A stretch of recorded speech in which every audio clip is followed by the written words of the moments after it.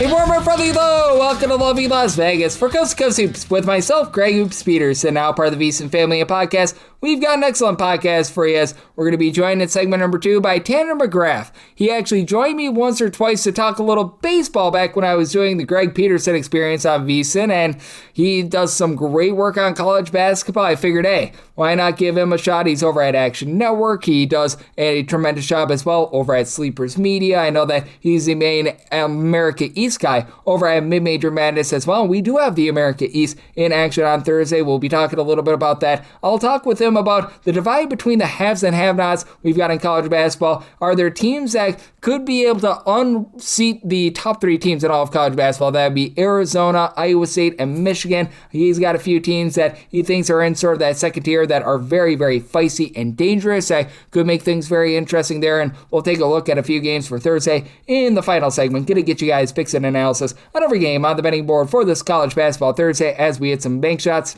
If you have a question, comment, segment idea, what have you for this podcast, you do have 1 or 2 ways we offer those in. First one is my Twitter/X timeline at gunit_81. Keep in mind, large CM, they mean does not matter. So, as per usual, please send these into the timeline. And the other way is find an Apple Podcast review. If you rate this podcast 5 stars, it is very much appreciated. From there, you're able to fire in whatever you'd like to hear on this podcast via that 5-star review. Did not get in any Twitter/X questions today, but boy, did we have ourselves a fun day of college basketball on Wednesday. Let's take a look back at it, try to find some trends, and try to get to know these teams a little bit better. Games from yesterday is Greg buzzing about. Here is the rowdy recap. A big scare for UConn up against Providence. They do not cover in overtime, which that would have been a horrible beat if you, like me, took the points with Providence. But UConn finds a way to eke this one out, 103-98 the final. This despite the fact that Providence was 14 out of 24 from 3. UConn was even hotter, though. How about 18 out of 32 from three-point range for UConn? Every one of their starters, aside from Solo Ball, had at least 20 points, and Ball still was able to supply the team with 10 points. UConn only gets 3 points off the bench, by the way, which I find that to be hilarious, as for Providence, they had 3 double-figure scores coming off the bench, so a little bit of a divide there. But for Providence, they actually win the rebound battle 37-33, but the issue for them, losing that turnover battle 17-12, and this looked like UConn was just not going to be able to come back in this game. They were down 7 points with about 4 or so minutes remaining, and heck, they were down in the closing seconds of this one and down by as many as 9 points with about 2 minutes and change remaining, about 2:35 remaining, so a big win for UConn, and one that was very, very good in terms of trying to be able to keep them towards the top of all of college basketball. You had the classic unranked home team being the favorite over the ranked road team. Now, this depended upon your number, as Clemson in some places was at some points a 4-point favorite, at some points a 4.5-point favorite, so whether or not you got the cover was a question, but Clemson does find a way to get the job done. 74-70 final in this, as for Clemson, just 9 of 31 from 3-point range, but they did a nice job in terms of winning that turnover battle by a count of 13-9. They had 17 big points out of RJ Godfrey. And for SMU, this team does go 6 of 17 from 3-point range, but they go 13 out of 34 on their 2-point shots. Now SMU 26 out of 29 at the free throw line. Kevin Miller only 5 of 15 from the floor, but 23 points thanks to going 11 of 11 from the free throw line. But very intriguing result out there. Arkansas, they go on the road, they get the win, they get the cover over Ole Miss 94-87. This just has not been a vintage Ole Miss team in terms of the way that Chris Beard teams typically play defense. As for Ole Miss, they go just 8 of 26 from 3-point range. You had in this game AJ Storr coming off the bench for 12 points in 19 minutes, but for this Ole Miss team, they just get blasted on glass. They lose a rebound battle 37-27. For Ole Miss, they win the turnover battle 11-10, but Arkansas was able to go 10 of 24 from 3-point range. Jarius Acuff, 26 big points in this one. Billy the Kid Richmond, Malik Thomas, they both coming off the bench. They give you 13 points apiece, and Arkansas, a very nice win and cover out there. You saw BYU absolutely land base Arizona State, this by a count of 104-76, as for Arizona State, they had been shooting over 39% from 3-point range away from home, just 7 of 25 from the outside in this one. And for BYU, 14 out of 31 from 3-point range, and BYU actually loses the turnover battle 16-15, but they had in this game 31 points out of Richie Saunders, 6 of 8 from 3. AJ DeBanza, he was rock solid with 23 points, but how about Robert Wright being Mr. Wright, being able to supply 27 points? And for the Sun Devils team, they were able to grab 20 offensive rebounds in this game, but they shoot just 38% overall from the floor. And right now we're seeing the G League guys not necessarily stepping up for teams as they expected. Looking at you, Baylor, as for Iowa State, they go on the road, they get the job done against Baylor 70-60. The final is for Baylor.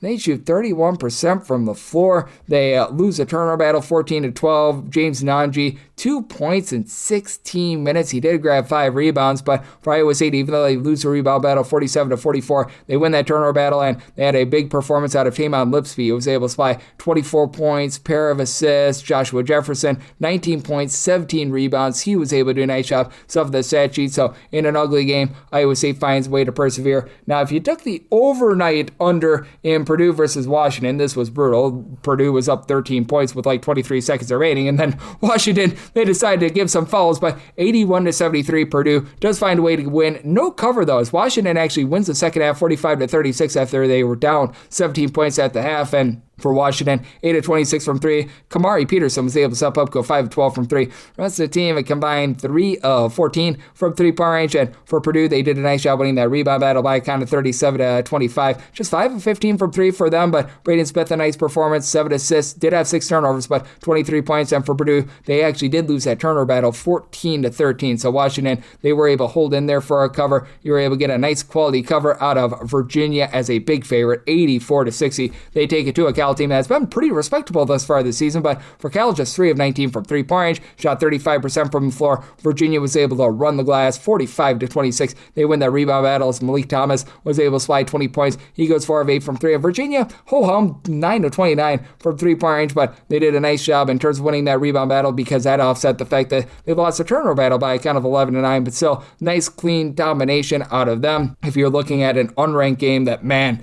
this was probably one of the most hilarious results that you're going to see all season long. There was a point where Gardner Webb was down to High Point 77-20.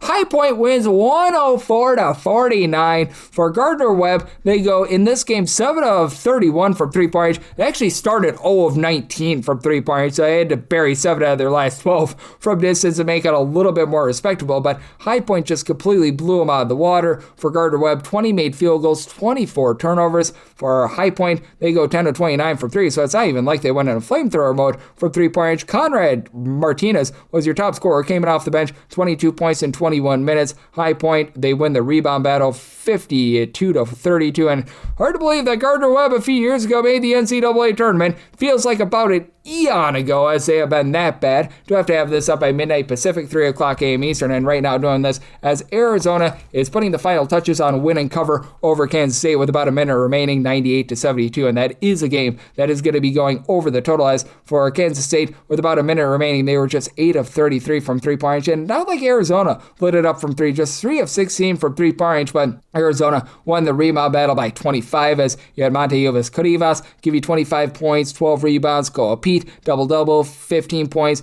10 rebounds. Jaden Bradley only had 9 points in this game, but they really didn't need him. Arizona just able to really take it to Kansas State in this one, who had PJ Haggerty go off for 19 points, but he needed 20 field goal attempts to be able to do so, so that was a little bit of an issue for this Kansas State team, who has been very up and down in the Jerome Tang era. If you were expecting a low-scoring slog from Vanderbilt versus Alabama, well, you were disappointed. As for Vanderbilt, they do get the win, they do get the cover. It's about a 4 or so point favorite, 96-90 over Alabama. Alabama, 9 of 40 from 3-point range, still got 90 points despite that because they won 29 out of 38 at the free throw line. And Alabama actually wins the rebound battle by a count of 49-38. As for Alabama, Amari Allen stepped up big for them, 25 points, 11 rebounds. London Jamison off the bench, he was able to supply 11 rebounds as well, but for Vanderbilt, they went 35 out of 50 at the free throw line, as you had a combined, if math serves me correct, 64 fouls in this game. And for Vanderbilt, Tyler Tanner was the guy that really stepped up in this game, 29 points. Vanderbilt just 7 of 20 from 3, but did a nice job getting to the free throw line. They knifed the ball inside, so they did find a way to be able to get the job done out there. If you're looking at a big one out there in the Atlantic 10, St. Louis, they continue to be rock solid, 14-1. We'll see if they get ranked at some point, 71-62 all over VCU. This game was 30-22 at the half. This was a closing total, by the way, about a 171. VCU just couldn't hit anything. 18 out of 63 from the floor. They do go 20 of 24 at the free throw line, as Terrence Hill off the bench had 17 points, but for St. Louis, Hull was greater than the sum of its parts. Only one player had more than 10 points in this game. Kellen Thames off the bench was able to give the team 18 points. St. Louis just 6 of 20 from 3, but they were able to do a nice job in terms of being able to play even up with regards to rebound battle and the turnover battle, and with how cold VCU was, they were able to find a way to be able to get the job done. to have to do this before that Grand Canyon versus Boise State game wrapped up, but at last check, I was seeing Grand Canyon up 18 points in the second half over Boise State, so that's looking like an upset, and right now for Boise State, just been up, down, all around for them. If you had the under in Loyola Maryland versus Army, by the way, that was a game that went over due to overtime, but Loyola Maryland as an underdog, 84-76. They do find a way to be able to get it done there, and Maryland continues to have a little bit of a disappointment for themselves. Not Loyola Maryland, but the Maryland Terps, as they're now 7-8, 84-66. Indiana goes on the road. They get the job done. As for Maryland, they lose a rebound battle 41-33 and go 5 of 26 from 3. And for Indiana, how about having 24 points out of Lamar Wilkerson, who's been a really nice find for them. Indiana, they play even up with a good turnover battle 11-11. And for this Maryland team right now, just really trying to be able to find their footings in general, as they've been dealing with a lot of injuries thus far this season. Belmont with a nice road win as an underdog, 78-65 over Northern Iowa. Belmont just continues to be hot from 3, 10-21 from the outside, and they shot 60% from the floor. They did a nice job taking care of the ball. 6 turnovers on a Northern Iowa team that's been very good at generating turnovers. Now Northern Iowa just 3 turnovers themselves, but they shoot 39% from the floor. For Belmont, they were able to do a nice job winning the battle on the glass, 34-26, as you had Drew Skarnowski be able to give the team 18 points, and Jack Smiley off the bench, 19 points. They win this game despite the fact that Sam Orme and Tyler Lundblade only combined for 23 points, so that was a quality winner out of them. Quality winner for Creighton. They go on the road. They take it to Villanova by a count of 76-74. Creighton got down early, but they were able to win that second half, 46-38, and for Creighton, the guy that's really been the spark plug for this team, Austin Schwartz, stepped up once again in this game, 20 points, and now he's been able to give the team at least 16 points in each of the last 4 games, so he's been a big reason why this Creighton team that really began the year as a disappointment has been able to rise up, and for Villanova, just 6-24 from 3-point range. They've gotten good production out of Bryce Lindsey all season long, completely neutralized in this game though. 4 points out of him. For Villanova, they win the turnover battle 8-6, but they lose that rebound battle 39-30, so Creighton a very good winner out of them. This has been a struggling team. UTSA, meet for the Roadrunners. They've been one of your worst against the spread teams in all of college basketball, 74-58. Charlotte was able to totally base them in this game, so UTSA continues being a little bit of a fade, and if you're looking at some of your top and bottom teams in all of college basketball right now with regards to against the spread record, UTSA is now 3-10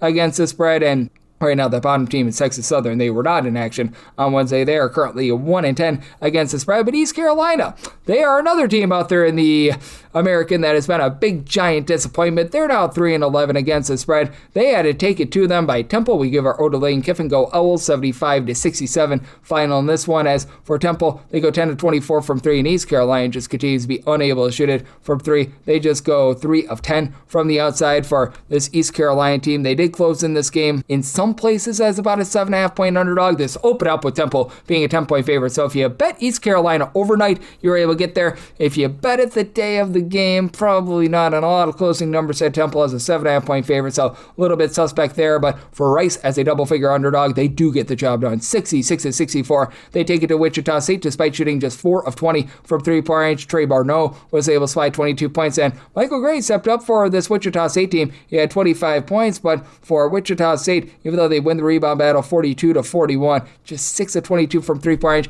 They shoot only 30% from the floor, so that was a little bit of a slog of a game. Another team that has been just very interesting in general is for all the right reasons because they've been covering a whole bunch of numbers. How about what we've been seeing out of Mercer? Mercer is currently 11-2 against the spread, and we've seen some up-down all-around play out there in the SoCon, but for Mercer on Wednesday, they go out there and they're able to get the job done against the Citadel, 101-63. And shock, surprise, Citadel not really making a lot of money this year, but Mercer 15 out of 28 from 3-point range, so they've been a nice surprise this far this season. And Arkansas, by the way, getting back to them, they're now 11-4 against the spread, so they've been one of your better against the spread teams in all of college basketball this season. A team that has also been St. Louis, I got to them a little bit earlier, 9-4 and 1 with a push against the spread this far this season. And right now, your top over team is going to be in action on Thursday. That'd be Denver, 13 overs, no unders at a push. push as far this season, so things have been very harebrained and very crazy out of them. But how about Duquesne?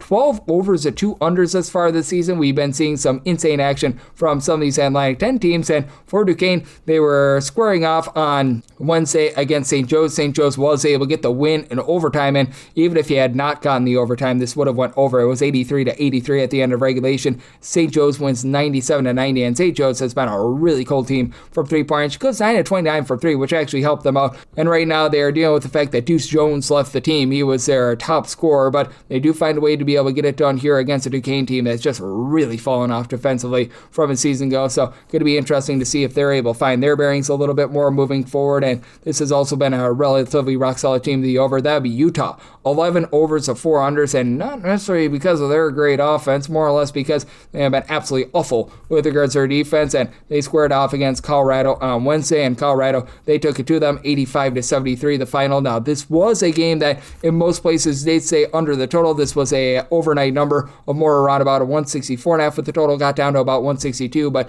you were able to get a rare under in a Utah game. As for Utah, just 5 of 16 from 3-point range. Colorado, a little bit cold with their 3-point shooting at 8 of 24 from 3-point range, but they do find a way to get the win, and Colorado in a lot of places was laying about 9.5 to 10.5, so you were able to get the cover on that one as well. And then some of your top under teams in all of college basketball right now. We have been seeing a whole bunch of unders out there in terms of a lot of these WAC teams. They were not in action on Wednesday, but Fordham was in action, and for this Fordham team, they've been able to do a nice job in terms of slowing things down. Offense really not there as they lose, and they do not cover against George Mason, 67-58 the final for George Mason. They won the second half 44-30 after being down at the half, and for George Mason, they shoot just 1 of 11 from 3-point range, but they find a way despite losing the rebound battle 41-34 because they did a nice job in terms of getting to the free throw line, 20 of 26 at the free throw line. Fordham just 6 of 10 at the charity stripe, and Fordham, they shoot 34% from the floor, so that was a little bit less than tremendous out of them. And then this team has also been able to cash you quite a few unders as well. As Northern Iowa, 4 overs to 11 unders we got to them against Belmont, and also Navy. How about 4 overs to 10 unders out of them? They were a slim favorite against Bucknell. They were a single-digit favorite, and they absolutely took it to the former bracket Boston Bison. As for Navy, they were able to get the win and get the cover in this game by a count of 76-55 for Bucknell. In this game, they only go 8 of 31 from 3-point range and 34% from the floor. And for Navy, they controlled things down low, 42-27. They do win that rebound battle. And if you're taking a look at trend-wise, what we're getting in college basketball right now, this is with that late Grand Canyon game pending. We have been seeing quite a bit of underdogs being able to cover over the last 7 days. Favorites against the spread in the last 7 days, 146 and 165 against the spread, so that's less than a 47% hit rate. Overs and unders about as tightly knit as it gets. 155 overs to 156 unders, and you look at the entirety of the season, the overs hitting at about 49.8%, 1,253 overs, 1,263 unders, and favorites against the spread about as even Stevens as it gets, 1,256 and 1,259 against the spread. So favorites sitting at 49.9%. That's where we're seeing college basketball right now, and that's where we're all getting trend-wise. And coming up next, how about if we talk a little America East, the top teams in college basketball, and so much more with Tanner McGrath, who does great work over at Action Network. On the flip side, right here on Coast to Coast Hoops with myself, Greg Peters, and now a part of the VSiN family of podcasts.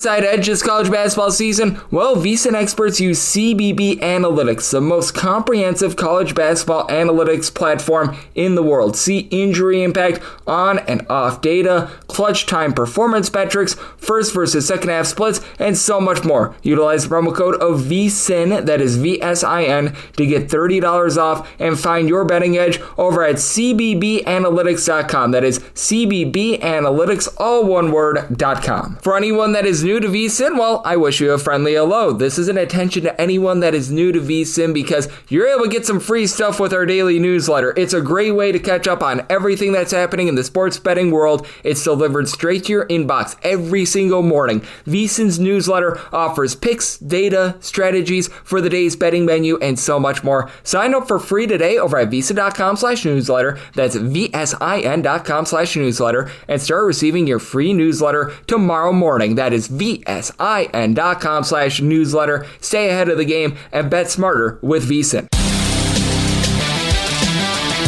And we're back in lovely Las Vegas for Coast to Coast Hoops with myself, Greg Peters, and now part of the VSiN family podcast.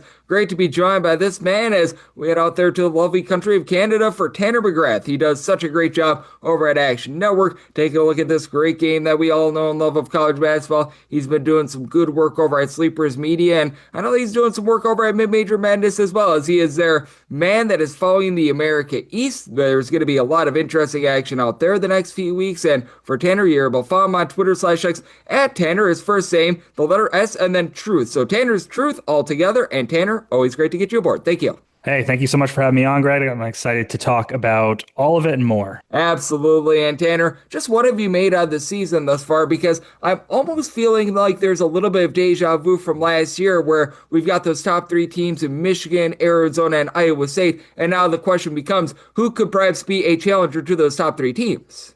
Yeah, it's funny because every year college basketball teams seem to get better and better. And like we're seeing this with Michigan and Iowa State, they look so dominant. I do think that those top four teams, the one seeds this year, will be slightly weaker than they were last year. For example, in my power ratings, I have Purdue up there in second. I think that they've been slightly better than I expected on the defensive end.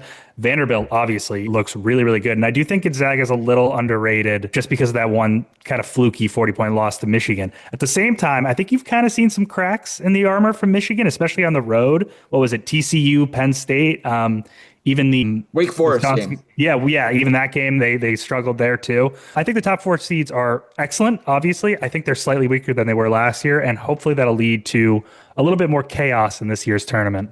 And do you think when it comes to betting on/against those teams the next few weeks that we are going to be able to find a little bit of value? Because up until Tuesday, Michigan was just blowing the doors off of everyone. They were covering all those games, but we saw them get up to as high as over a 24-point favorite in some spots in that game, with Iowa State pretty sizable favorite on the road against Baylor, though I thought that was actually justified. But I do think that with some of these top teams, we are starting to see just a little bit of a sell point on them, because I do think that the spread is a great equalizer in all of college basketball, and even for as great as some of these teams are, I do feel like they get a little bit overvalued, and a lot of these top teams oftentimes do have a little bit of, shall we say, a hiccup in January. Yeah, I mean, I have a friend that always says teams are never as good or as bad as you might think they are.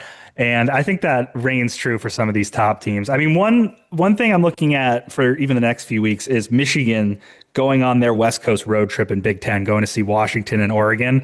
Two teams with solid big men in Heinz Steinbach and Nate Biddle. Obviously, Michigan's strong suit is that front court and their dominant two-way, two-point play. But I think some teams are figuring out how to ruin a little bit of that spacing and force them to try and beat you with more of their weaker guard play, which I think that there's still some weaknesses there. And I don't think they have great shooting still. So I'm looking forward to those two games and maybe hopefully finding a couple of decent inflated numbers in those spots. I think that those teams are very much going to be interesting. And when it comes to just taking a look at some of the other teams out there, what sort of teams are you going to be looking to back right now? Because I do think that now we get to conference play. You mentioned Michigan going on that road trip, that these home teams, they just offer a little bit more value. I feel like a lot of them have been undervalued, and we did see some of the home underdogs actually have a little bit of a rough go of it in non-conference play. I think that now is that time of year, though, that we get a lot of value on those home teams. Now we've got the kids back on campus, and now I think that these road trips, these just very, very insane home court environments, they really do offer a lot of value. I'm betting on those teams that maybe a lot of people think that they're not as good, but I feel like that home court could be a great equalizer in a lot of cases. Yeah, I couldn't agree more. I mean, in Big Ten play, home court is so strong, especially now that everyone has to travel across the country to play anywhere. Same in the ACC, how about Cal, for example? I think Cal is always a good home dog in the ACC when you get those Atlantic Coast teams coming out there, or fading like a USC going on the road, traveling cross country. Oh, UCLA heading out east. I mean, they just played Iowa and lost by 15. I never think Mick Cronin plays well on the road in the East Coast. They go to Penn State, who was just competitive against Michigan, and then they go to Ohio State, who I think is a criminally undervalued team just because of Bruce Thornton and what their offense can do. Long road trips like that are always good to watch out for in conference play, especially with these new mega conferences that are no longer regional. And I'm so glad that you teed me up for that, as Tanner McGrath, he does such great work over at Action Network along with Sleepers Media Mid-Major Madness, joining me on Coast to Coast Hoops. We do have Ohio State State on the road on Thursday. They're going to be facing off against Oregon as about a 2.5-point underdog is what I'm seeing as we're recording this. How do you take a look at a spot like this? Because obviously the road trip is going to be a little bit arduous for Ohio State, but I just have not been impressed by this Oregon team. I love Dana Altman as a coach, but I just don't know, other than offensive rebounding, what this Oregon team really does well. And for Iowa State, I think that they've got a chance, even with the travel, to be able to win this game outright. I couldn't agree more. I think Jackson Shellstad might be a little bit banged up. I'm not sure about his injury report. Got to check on that. He's been injured all season, yeah. Oh, yeah, exactly. So that makes Oregon, in a way worse spot. But I make Ohio State a 1-point favorite here. I think that it's definitely a good matchup for their offense. I really like the over here, actually. The problem has really been on defense. 6 games against the top 100 teams this season, 6 losses with a 112 defensive rating, which ranked about 250th nationally. They typically flip between kind of an amoeba matchup zone and that drop with Nate Biddle. I just see Ohio State murdering both. The Ducks don't have any good dribble defenders to match up with Bruce Thornton, who's playing at an unreal level, like I mentioned, and should cook Biddle in the middle of the floor in his drop. And they've been a good zone offense this year, which is worth mentioning. And on the other end, the Ducks still play through Biddle in the post, and they play inside out and kind of crash the glass, like you mentioned, the offensive rebounding. I just don't like Ohio State's front court. Tilly, Bynum, Noel, whoever. Ohio State's post defense is bad, and through 4 Big Conference games, they've allowed the 4th most second chance points per game in the Big Ten. I think the Ducks will be able to score here. I think it'll be high scoring, but I would lean Ohio State at 2.5 or better. Yeah, and to your point, we should be able to see a lot of interior points because Oregon, the one thing that they have done well is grab offensive rebounds, and Ohio State top 10 team in terms of that 2-point shooting percentage as well. So that'll be an interesting one. We do have a few Big Ten games that are going to be going down on Thursday, and we just mentioned one of them, but I know you are a America East whisperer, and we've got a lot of America East action going down on Thursday. And before we dive in on any of those games, just how do you take a look at this conference? Because I think it's fair to say that the America East is not going to be up there with the Big Ten and the Big 12 this year in terms of top conferences in all of college basketball. Don't think I'm going too far there, but it's very interesting because you do have a lot of teams that it feels like are very much equals. I feel like Vermont is once again that creme de la creme team out there in this conference, but when you've had a lot of teams like NJIT, like Maine and company that have really struggled in non-conference play, being able to gauge how they'll do in conference play, I think is very fascinating. So much is unknown in the America East, so it's always a good place to try and find inefficient lines. But the big story in the America East is I've been covering this conference now for 6 years. My first year over at Mid-Major Madness, so thank you for plugging that. But this is the worst year for the conference that we've had since I've started. They are just so bad. Vermont, they're still the best by a long shot. They're the favorites. They're still a very weak defensive team. They're an awesome offensive team behind Gus Yalden, the Seton Hall and Wisconsin transfer, who is a shoo-in for Conference Player of the Year. But they can be had on the defensive end, and I think that you'll see that a little bit in conference play, and you'll definitely see that once, if they make the NCAA tournament. Anyone else could really finish in any order from 2 through 9, but a couple of standout performances, like Binghamton has really underperformed. They've been really hurt, but I was high on their transfer portal class, and they've just been terrible. Lavelle Sanders has a lot to figure out there. And on the other end, UMBC, I think, is the clear-cut second-best team in the conference. I don't think anyone has recognized them as the second-best team in the conference. They're always going to be an elite offense with Jim Ferry. I just loved his schemes he draws up, their 4-out motion offense. Play fast, share the ball well, shoot well, score. Their defense has improved mightily, because they added so much size on the wing and in the interior. So now they're starting to rebound again. Their dribble defense has been borderline elite. I can't believe I'm saying that because last year they would just get burned right to the basket every single time. And so when you have a good offense and an uber improved defense, I essentially think this team could put a scare into Vermont. I thought Ferry also did a great job of scouting the D2 level and bringing in some really impactful players down there. And I think this team is underrated because they open -7.5 at home against Maine. I make that 11. I already bet it. Maine, by the way, has lost their best player, Killian Gribben, and their best freshman, Darius Lopes, for the season.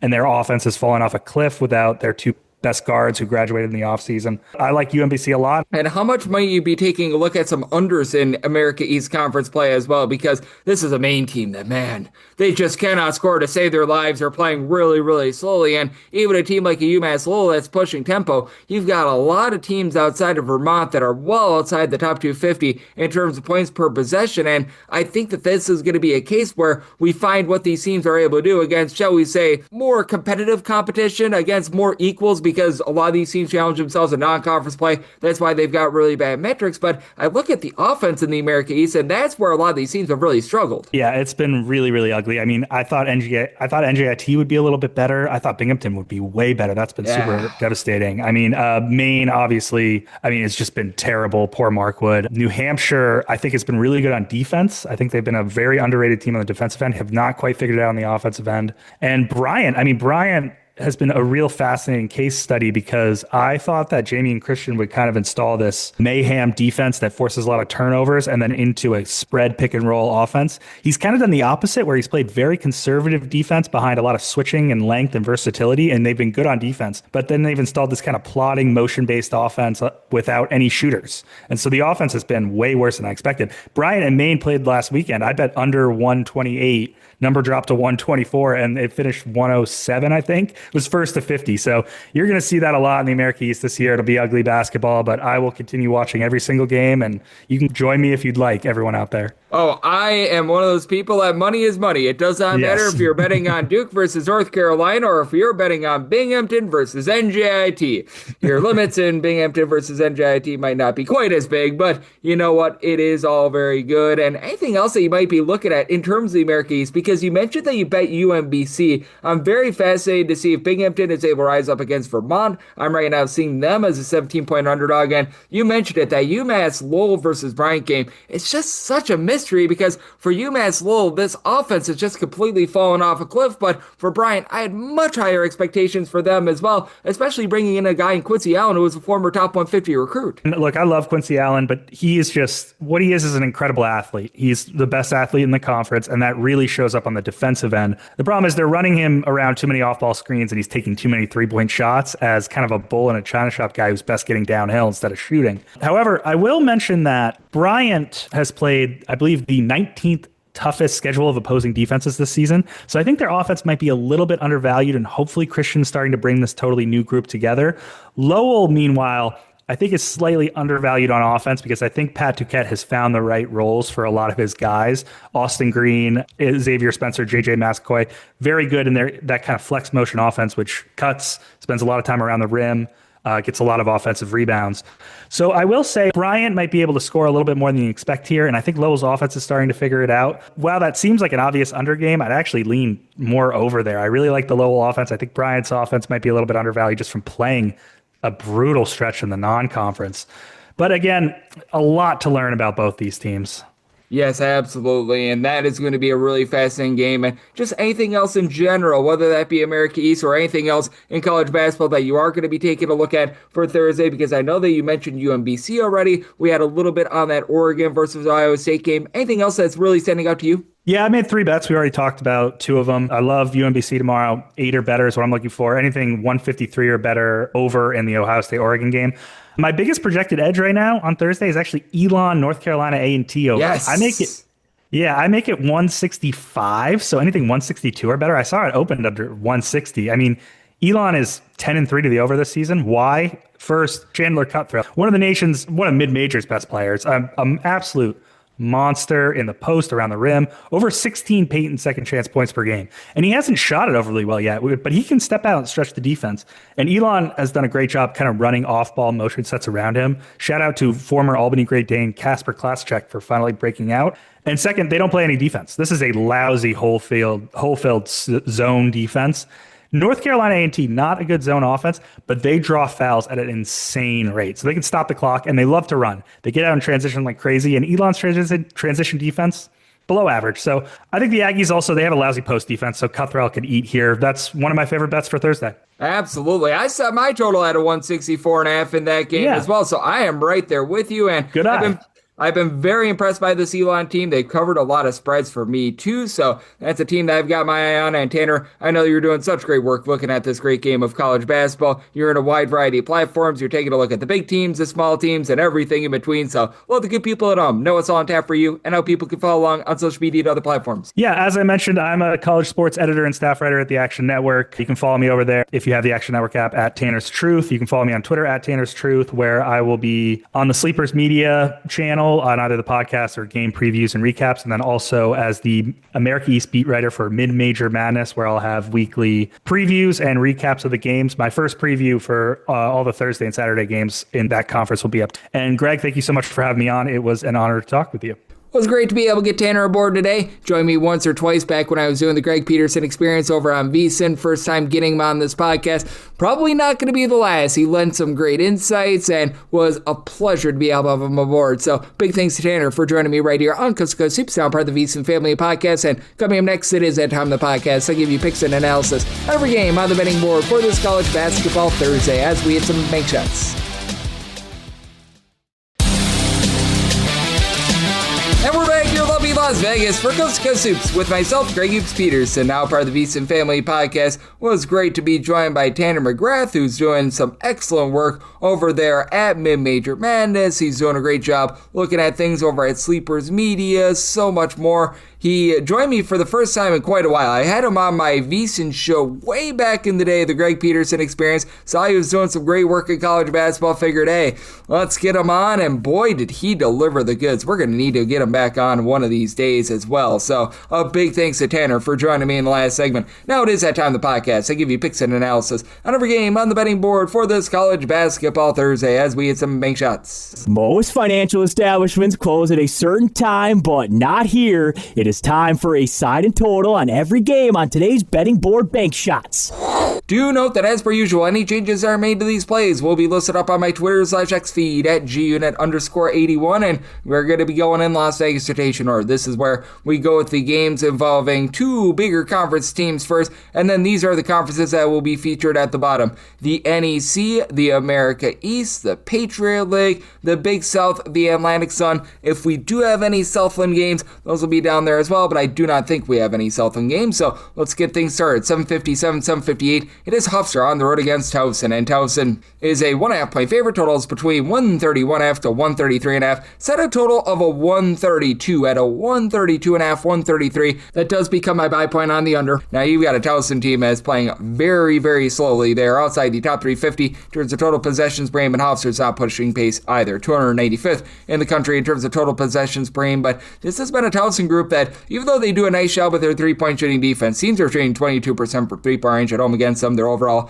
34th in the country. They have been a little bit more lackadaisical with regards to their two-point shooting percentage defense, and Hofstra's actually been very rock solid there. Now, I did set Hofstra as the 2-point underdog. I'm just barely willing to lay it with this Towson group, as Hofstra currently, by the way, 41st in the country in terms of opponents' two-point shooting percentage, but if you look at things in a roadside-court venue, they're actually a top 20 team with that regard, and top scorer in this game does belong to Hofstra. That'd be one Mr. Cruz Davis, as he's been cruising to 21.5 points per contest. He's right now shooting 43% from three, and Hofstra as a whole, they do shoot about 37.5% from three, top 50 mark in all of college basketball, but that is really the forte of this Towson team, being able to guard the three-point line. You do have a Hofstra team that has not generated a lot of turnovers either. Neither of these teams have. Both of these teams outside the top 250 in terms of turnovers forced on a per possession basis. Towson's outside the top 300, so that is a big reason why I'm going to be looking at the over. And this has been a Hofstra team that legitimately is pretty solid with regards to grabbing offensive rebounds. You've got 8.5 rebounds out of Victory Otinu, who's been able to supply only about 6.5 points per contest, but does a great job there. James Boogie Patterson comes over from Iona, 9 points, 5 boards. He shoots in the mid-30s from three-point range. And then Silas Sunday, true 7-footer, not going to give you a lot of scoring, but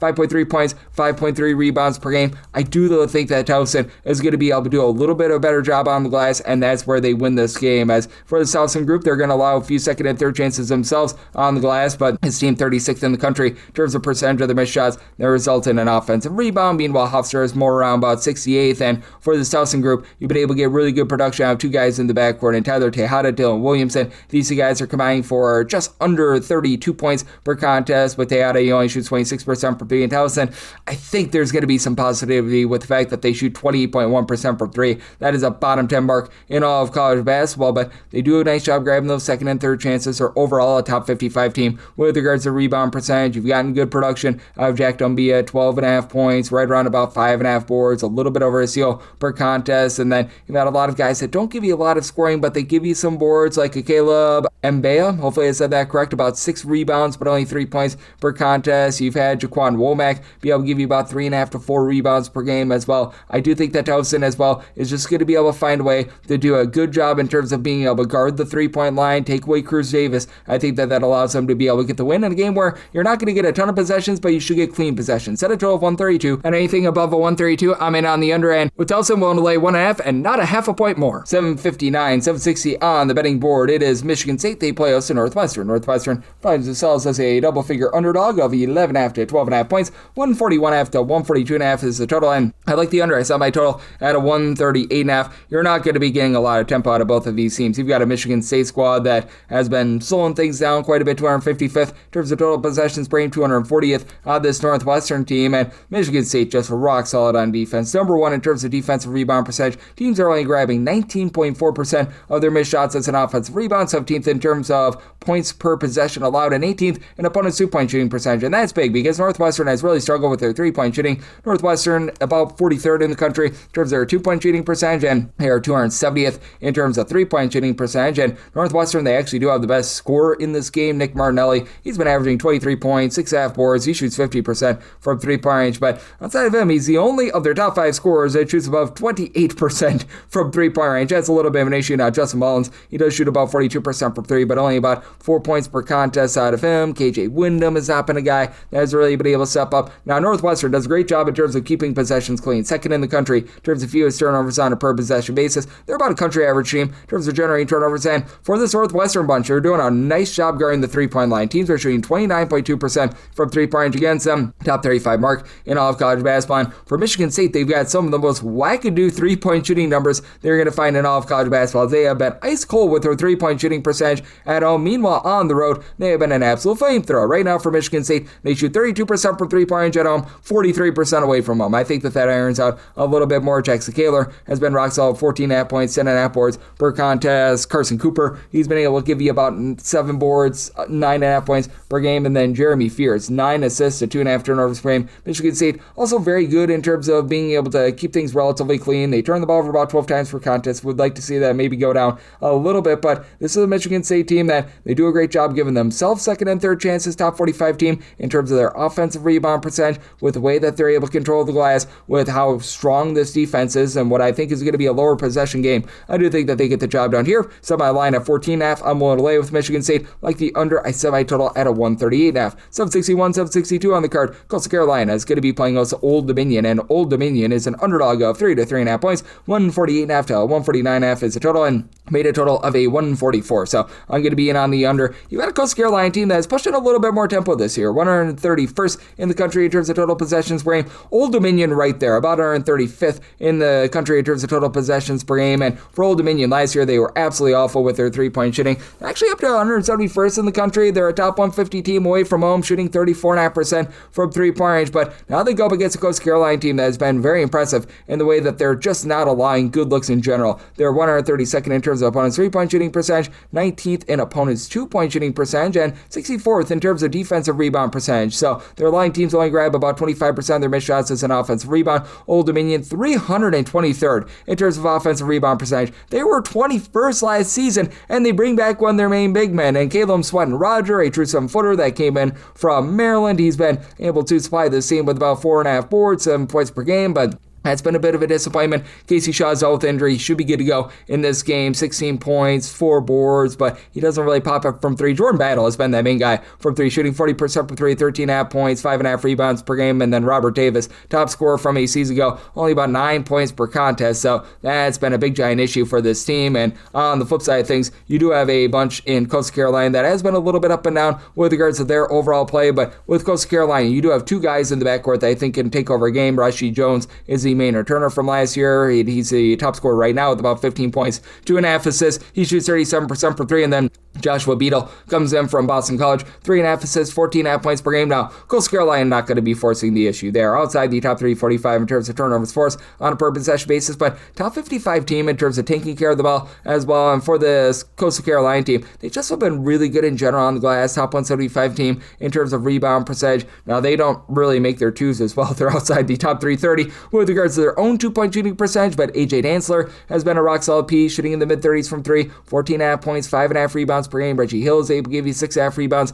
per game as well. And even though Old Dominion is not going to be under duress in terms of their turnovers, they're not going to put Coastal Carolina under duress either, as Old Dominion has also been very poor in terms of generating turnovers outside the top 250 with that regard. So I do think that you get a mid-tempo game where Coastal Carolina, they just grab more rebounds, they just find more efficient shots, and they get the job done. I said Coastal Carolina is an 8-point favorite. I'm willing to lay that number in, like the under, semi total at a 144, 763, 764 on the card. Hampton is going to be on the road against Campbell, and the Fighting Camels find themselves as a pretty good-sized favorite here. You're going to be laying 8.5 points with them. 146.5 is your total, and I did semi total at a 146.5. Right now, I'm seeing a stray 146 out there. I would be willing to take a 146 over and not a half a point more. This Campbell team has really been cranking up their tempo. They're now up to about 150th in terms of total possessions per game after they traditionally have been very slow and controlled in Hampton. 331st in the country in terms of total possessions per game, but you've got a Campbell team that is just not really shooting it well from 3. 341st in terms of 3-point shooting percentage. Now that goes up to 38.3% at home compared to 23.9% away from them, but overall 28.5%. Not impressive, and I recognize that Hampton is not a great 3-point shooting team themselves at 27%, but with Hampton, they've got a massive leg up on defense. Hampton is actually 118th in the country in terms of points allowed on a per possession basis. Hampton is not really allowing too much easy down low, which means that this Campbell team, they are going to be having their issues on that front. And you've had in the backcourt Michael Ely along Jaquel Gaines-Wyatt for Hampton, both give you 10.9 points per contest, so they're starting to flourish. Don't have anyone on Hampton that really shoots above 34% from 3 outside of Aiden Haskins, who's only been giving you about 3 points per contest. So there's not a lot there, but Xavier Long, 9.5 points, 10.7 rebounds per game, a steal per contest. He's been able to do a great job with that regard. It's a Hampton team that has been a top 225 team in terms of turnovers forced on a per possession basis. They're not allowing anything easy from the outside, and this Campbell team is having a really tough time taking care of the ball, hovering right around about 302nd in the country in terms of turnovers on a per possession basis. And for Campbell, they have really been giving it up from the inside and the outside. Outside the top 245 in terms of opponents' 2-point and 3-point shooting percentage. Now Campbell does a nice job getting to the free throw line. They're a top 45 team in terms of free throw attempts on a per possession basis, and their main scorer in DJ Turner-Up-Smith, 19 points, shoots 35.5% from three. Campbell, top 100 team in terms of offensive rebound percentage. This is thanks to having Davideus Butka along Chris Fields give you combined 18.4 rebounds per game between the two of them. You get about 28 points per game. Jeremiah Johnson throws in there 13.5 points per game as well, but it's a little bit of top-heavy team in terms of their overall scoring, and Fields has been dealing with a little bit of injury throughout the season as well, and I do think that the just overall strength of this Hampton defense is going to be able to keep them very competitive in this game. I think that in the end, Campbell's going to start to experience a little bit of positivity with that 3-point shooting, but did set a total here of a 146. I do think that this is going to be close enough for a late game falling at a 146 or less. I'm in on the over, but I think that Hampton holds in there, made them a 4.5-point favorite. I'm going to be willing to take those points. 765, 766 on the card. Stony Brook is going to be on the road against Drexel, and the Dragons of Drexel are a 4.5-point favorite. Total on this game, it is 131.5 to 132, and with Stony Brook, made them an underdog of 4.5 points. So we're going to be waiting on a little bit of line movement. I'm right now seeing a 4 out there. That'd be my max lay with Drexel. Drexel playing a little bit more mid-tempo this season, but neither of these teams are really going to be pushing tempo. You got a Stony Brook team that's 298th in terms of total possessions per game. Drexel, 347th in the country in terms of total possessions per game. So yeah, this is going to be a slow down game, but I do think it's one that's close enough for late game felling. So I did set a total here of a 132.5 at a 131.5. That's pretty much my back spy point on the over. As for Stony Brook, this group has had a nice go-to scorer in Eric Pratt, be able to come into the fold, 18.5 points. Only shoots about 30% from 3, but team as a whole shoots 34.5% from 3. That's right around about country average. Stony Brook has been having a tough time on the glass. They're outside the top 225 in terms of rebound percentage, but they're a top 145 team in terms of both opponents' 2-point and 3-point shooting percentage, and it's a Drexel group that, in comparison to a season ago, they've taken a little bit of a drop-off with their 3-point shooting percentage, but this is still a Drexel team that's very strong in terms of giving themselves second and third chances. They've been able to pull in there about 13 offensive rebounds per game, and it's a Drexel team that at home, they shoot about 38% from 3. In a road or neutral court venue, that's about 30.5% from the outside, so that's a little bit of an issue, but name of the game for them is going to be able to get those second chances, as they've been well outside the top 275 25 as well with regards to their 2-point shooting percentage as well, but they do rebound about 32.1% of their misses, and as an offense rebound, Stony Brook, by the way, 23.8% of their misses become an offensive rebound, 312 in all of college basketball. They just don't have a ton down low, and for this Drexel group, you've been able to have just a whole greater than some of its parts approach with regards to rebounding. You've got 4 separate guys, Victor Vanoff, Sean Blakeney, William Garcia, Adson, and Garfield Turner down for what? I'll give between 4.4 and 5.3 rebounds per game. Blakeney is the lone double-figure scorer out of them, 12.5 points, 2.5 assists, to shoot about 32.5% from three-point range, and for this Drexel team, they do a nice job in terms of pushing you off the three-point line as well. A top 40 defense in terms of percentage of opponent shots that do come from 2-point range, so that's going to be a little bit of struggle for this Stony Brook team. It is a Drexel team that's not going to put you under a lot of duress. They have been outside the top 230 in terms of turnovers forced on a per possession basis. Stony Brook more of a country average team with regards to generating turnovers, but Stony Brook outside the top 300 with regards to their own 2-point shooting percentage. Richard Goods has been Goods, 6.2 boards, 6.8 points per contest, and throw in the S intentionally, but lone guy on the roster, it gives you over 4.3 rebounds per game. I think that Drexel wins this game from within, and I do think that you do get a little bit of late game fouling here with the Drexel team, that they're not necessarily the world's greatest team with regards to their free throw shooting at 64.4%, but do think that they still, even with that, get the job done. So my line at 4.5, full and up to 4 Drexel at a 132 or less.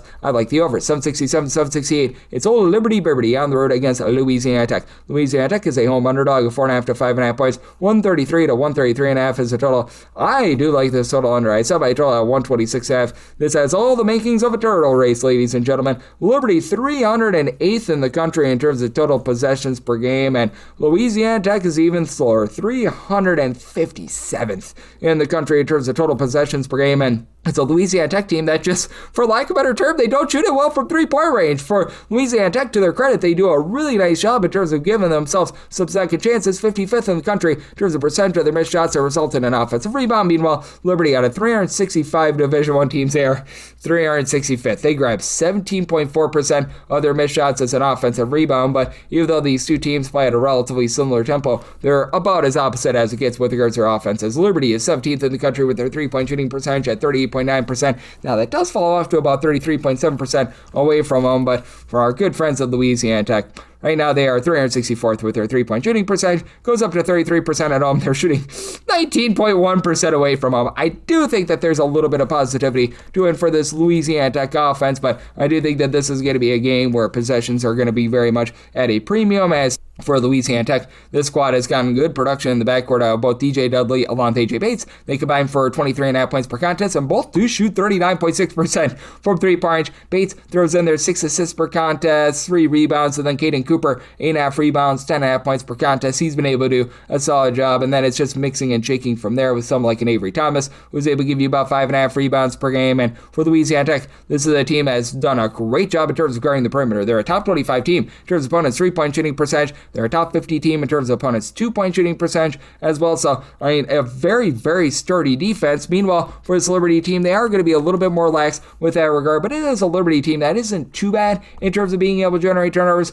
This group does find themselves in the top 225 in terms of turnovers forced on a per possession basis, and Brett Decker just continues to launch from 3. 18 points per game, shoots 51% from 3-point range. But Zach Cleveland, he doesn't shoot any threes, but at 6'7", he's a nice point forward, 10.5 points, 8.8 rebounds, 7.4 assists per contest. Absolutely love what he brings to the table, but I just don't think that you get enough possessions here for the over. Louisiana Tech has really struggled with their offense, but they're really, really strong on defense, and I do think that they shut down Liberty from the outside to hold in there. So my line of 4.5 at 5+. I'm willing to take the points with Louisiana Tech. Like the under, I did set my total here at a 126.5. 769, 770 on the card. North Carolina A&T is going to be playing us at Elon, and Elon is a 6.5 point road favorite. 160.5 is the total. And with Elon, I set them as a 10.5 point favorite. I'm going to be willing to lay the number. We talked about this game with Tanner McGrath, and very rightfully so. Elon, they're a fast but not a warp speed team, about 125th in the country in terms of total possessions per game, and for A&T, they're about as country average as it gets, about 167th in the country in terms of total possessions per game, and A&T has been really rough with their three-point shooting, about 279th in the country in terms of three-point shooting percentage, but this is an Elon team that's really been able to put it together with their offense. They're a top 55 team in terms of points scored on a per possession basis. It's not even necessarily because they're like a flamethrower from 3. They're about 110th in the country in terms of three-point shooting percentage. That's good, but it's not necessarily amazing, but for the Elon group, they're 46th in the country in terms of their two-point shooting percentage, and they they should be able to own things with regards to the glass as well. For Elon, they've been 25th in the country in terms of percentage of their missed shots that result in an offensive rebound. Meanwhile, for North Carolina A&T, they themselves are a top 100 team. They're about 97th in the country with this regard, but for North Carolina A&T, they're also quite sloppy with the ball. Good news for them. They face off against an Elon team that really doesn't generate a lot of turnovers. But for North Carolina A&T, they have been outside the top 275 in terms of ball security. For A&T, really good at being able to get to the free throw line to their credit, but they're dealing with an injury to one of their top scorers in Luron Walker. 16.5 points per contest out of him. That means that you only have one other guy that gives you over 12 points per game. That would be Lewis Walker. 18.2 points. Only shoots about 26.5% from three, but throws in their 5.5 rebounds per game. That means that Trent Middleton needs to continue to step up. 12 points per game. Comes in from Delaware. Bryson Ogletree, nice go-to three-point shooter at 42.5% from the outside, but only gives you about 6.5 points per contest. On the flip side for Elon, Chandler Cottrell, he has been one of the best scorers in all of college basketball this year. 21.5 points, 6.5 boards. He only shoots about 31% from three-point range, but throws in there those 6.5 rebounds per game. Elon, they're allowing a lot of shots from three, and they're outside the top 270 in terms of opponents' 2-point and 3-point shooting percentage, so a little bit less than savory there, but this team does a great job in terms of executing their stuff with Kepper Klonzich along with Randall Pettis being able to combine for about 26 points per contest. Both shoot over 41% from three, and Klonzich, he shoots 48% from three-point range. It's an Elon team I think is just very complete on offense, and I do think that they get into a slugfest with regards to scoring, and I think that they take it to A&T. I saw my line at 10.5. I'm going to be willing to lay with Elon, and I'm in on the over. I saw my total at a 164.5. 771, 772. UNC Wilmington is going to be on the road against Northeastern. Northeastern is a underdog here of 2.5 to 3.5 points. 145.5 is the total, and I made Wilmington the 6-point favorite, so I'm going to be willing to lay the number. This is a Wilmington team that is just absolutely owning things on the glass. They do such a great job in terms of giving themselves second and third chances, as Wilmington currently 22nd in the country in terms of percentage of their missed shots that result in an offensive rebound. 36.6% of their misses become an offensive board, and when they are in a road/score venue, that actually goes into the top 15, and you just simply are not getting that with this Northeastern team. This is a Northeastern team that has been very sloppy with the ball as well, so that's going to be a big leg up for Wilmington. Now, I will say for Wilmington, they are outside the top 310 in terms of turnovers forced on a per possession basis, while Northeastern, they're turning the ball over on about 18% of their possessions. That's outside the top 235 in all of college basketball. Wilmington does a good job of just executing in general. Top 85 team in terms of taking care of the ball, and with the way that Wilmington is able to grab second and third chances, I do think that they blow away a Northeastern team that has been able to get quite a bit out of Yuri Fritz. Fritz has been able to do a good job being able to give this team about 12 points per contest, and they've needed it because L.A. Pratt, their top guy, he has been out of the lineup for quite a while. He's missed each of the last 11 games, as Xavier Bray throws in their 10.5 points per game, and you do have William Kamori being able to pop it at about a 45.5%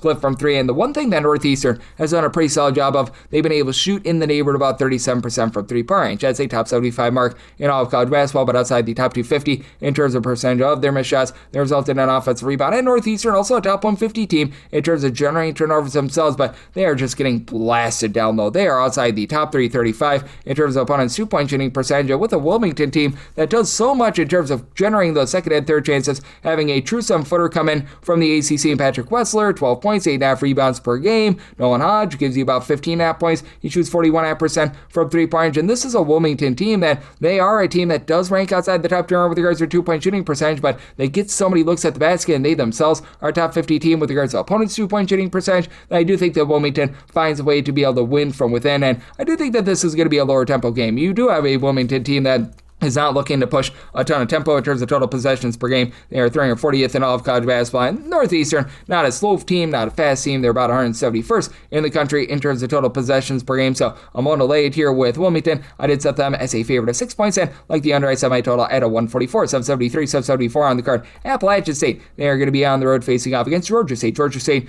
an underdog of 1.5 points, 139.5 is the total. Made Appalachian State the 3.5 point favorite, so I'm going to be willing to lay the number. For Georgia State, the offense seems to be improving quite a bit as they've dealt with a lot of injuries throughout the season, and that's a big reason why they're currently outside the top 335 in terms of points scored on a per possession basis. But Much of this was because Jelani Hamilton, their top scorer, 17.5 points per game, shoots 38.5% from three. He missed 5 games earlier in the season, and this is for a group that shoots 32% as a collective. That is outside the top 250 in all of college basketball. And, well, with Georgia State, they're still outside the top 350 with their own dew-point shooting percentage, so less than savory there. And for Georgia State, it's not as if this has been some sort of stalwart team in terms of their defense. Now, they're not necessarily the worst defensive team in the world, but still, it's been a little bit of an issue, and the turnovers have not been great as well. They're about 225th in the country in terms of turnovers on a per possession basis. They do face off against an Appalachian St team as well outside the top 250 in terms of turnovers forced on a per possession basis, but Appalachian State doing a solid job taking care of the ball. 91st in terms of total possessions per game, and Appalachian State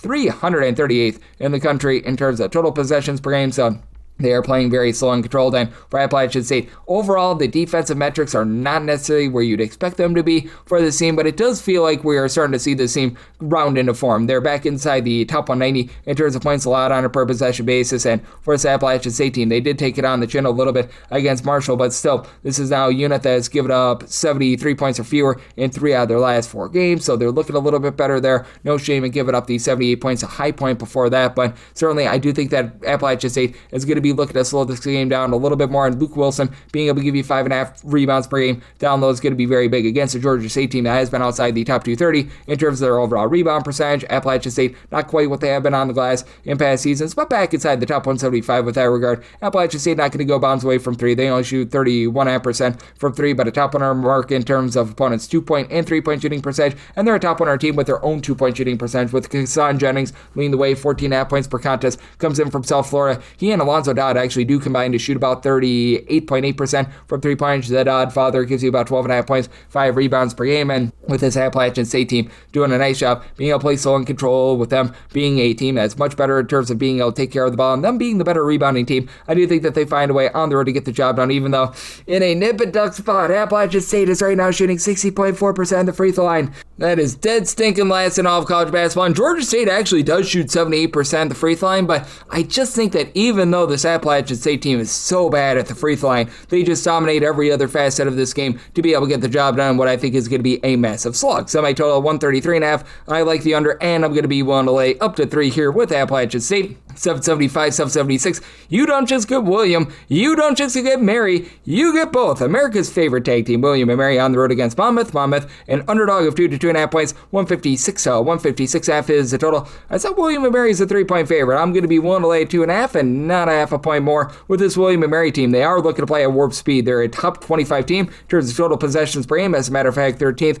Monmouth looking to slow it down, 287th in the country in terms of total possessions per game. And for Monmouth, they're very much looking to knife the ball inside. They are 338th in the country in terms of percentage of their shots that come from 3-point range, but it's not as if this Monmouth team shoots it well on the inside. They're 281st in the country with their 2-point shooting percentage that falls outside the top 300 in a roadside court environment, and they now face off against a William and Mary team that's been good in terms of generating turnovers. Monmouth, about a country average team in terms of taking care of the ball. And for William and Mary, they have been about 236th in the country in terms of their ball security outside the top 270 when they are away from home. They're turning the ball over on about 19% of possessions away from home. But with William and Mary, just the overall whole is greater than the sum of its parts approach, I really like. They've got 7 different guys with between 8.3 and 11.8 points per contest.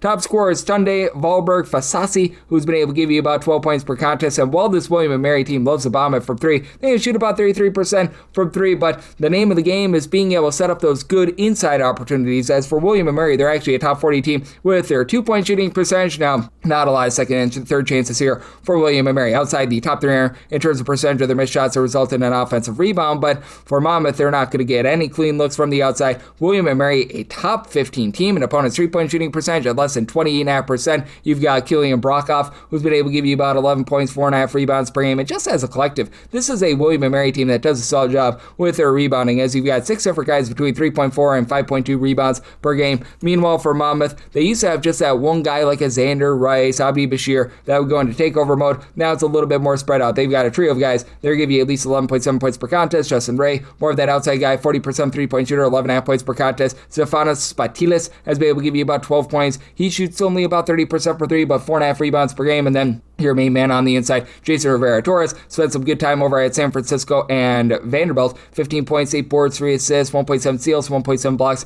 per contest. So do like what these guys bring to the table. Monmouth, a solid team in terms of generating turnovers. A top 150 team in terms of turnovers forced on a per possession basis, but they've been getting lambasted from the outside. They're outside the top 250 in terms of opponents' three-point shooting percentage. Monmouth, about a country average team with regards to rebounding. And I do think that William & Mary is going to do a nice job generating turnovers. I do think that this is going to be a little bit of a sloppier game with a lot of dead possessions. Did set a total here of a 155 as a result. In on the under, I'm willing to lay up to 2.5 with America's favorite tag team, William & Mary. 777, 778 on the card. It is Delaware. They're going to be on the road against Sam Houston State. Sam Houston State is a favorite of 12.5 points. 144.5 to 145.5 is the total line. I do like this total over. I set mine at a 150.5, and with Delaware, this is a unit that has actually been really good with their three-point shooting. 43rd overall in the country, and that goes up to 39.7% away from home. Now, they don't give themselves any sort of second and third chances. They are outside the top 345 in all of college basketball in terms of percentage of their missed shots to become an offensive rebound, and they are playing quite slowly. 336 in terms of total possessions per game. Got a bit of tempo war here as Sam Houston State is gunning at 37th in the country in terms of total possessions per game, and Sam Houston State, they're a top 75 team with their three-point shooting percentage a little bit over 36% there, but Sam Houston State, I think, dominates this game with the way that they're able to generate second and third chances. I mentioned the fact that Delaware does not do any of that. This is a Sam Houston State team that has been being able to grab over 32% of their missed shots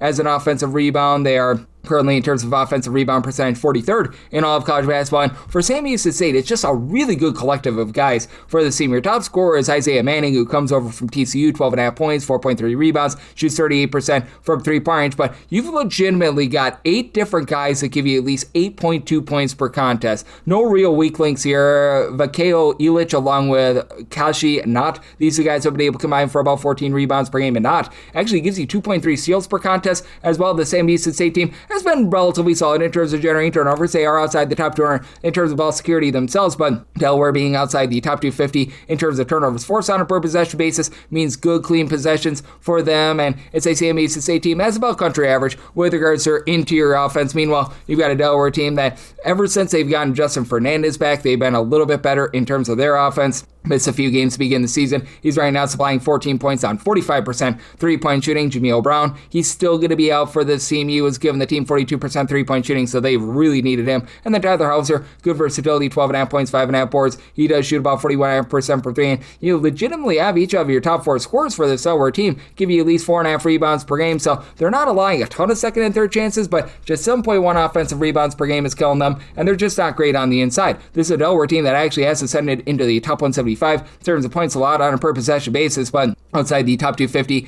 in terms of their own two-point shooting percentage, and with this bunch really not pushing the issue with regards to their defense in terms of generating turnovers. I do think that Sam Houston going to be able to launch from 3, hit those threes, and be able to get you the over. And I do think that Delaware has a little bit of success from the outside as well. So set a total of a 150.5. I do like the over, and with the Sam Houston State team, we'll lay up to 14 with them. 779, 780 on the card. UT Barn, they are going to be on the road against Morehead State. Morehead State is a 1.5 to a 2.5 point home underdog. Total on this game 136.5 to 137.5, and I did set UT Martin as a favorite of 6.5 points. I'm going to be willing to lay this number. I know that UT Martin has burned me a few times this year, and much of it has been due to the fact that they turn the ball over too much. Right now with this UT Martin team, they rank 351st in terms of turnovers per possession, but Morehead State, they turn the ball over on 24% of their possessions at home. 3rd worst mark in all of college basketball in terms of home games and home games alone, and it's not like Morehead State is doing a great job of executing inside. They're 299th with their 2-point shooting percentage. UT Martin at a road/neutral venue, they're actually a top 40 team with their 2-point shooting percentage, and they're a top 50 team in terms of opponents' 3-point shooting percentage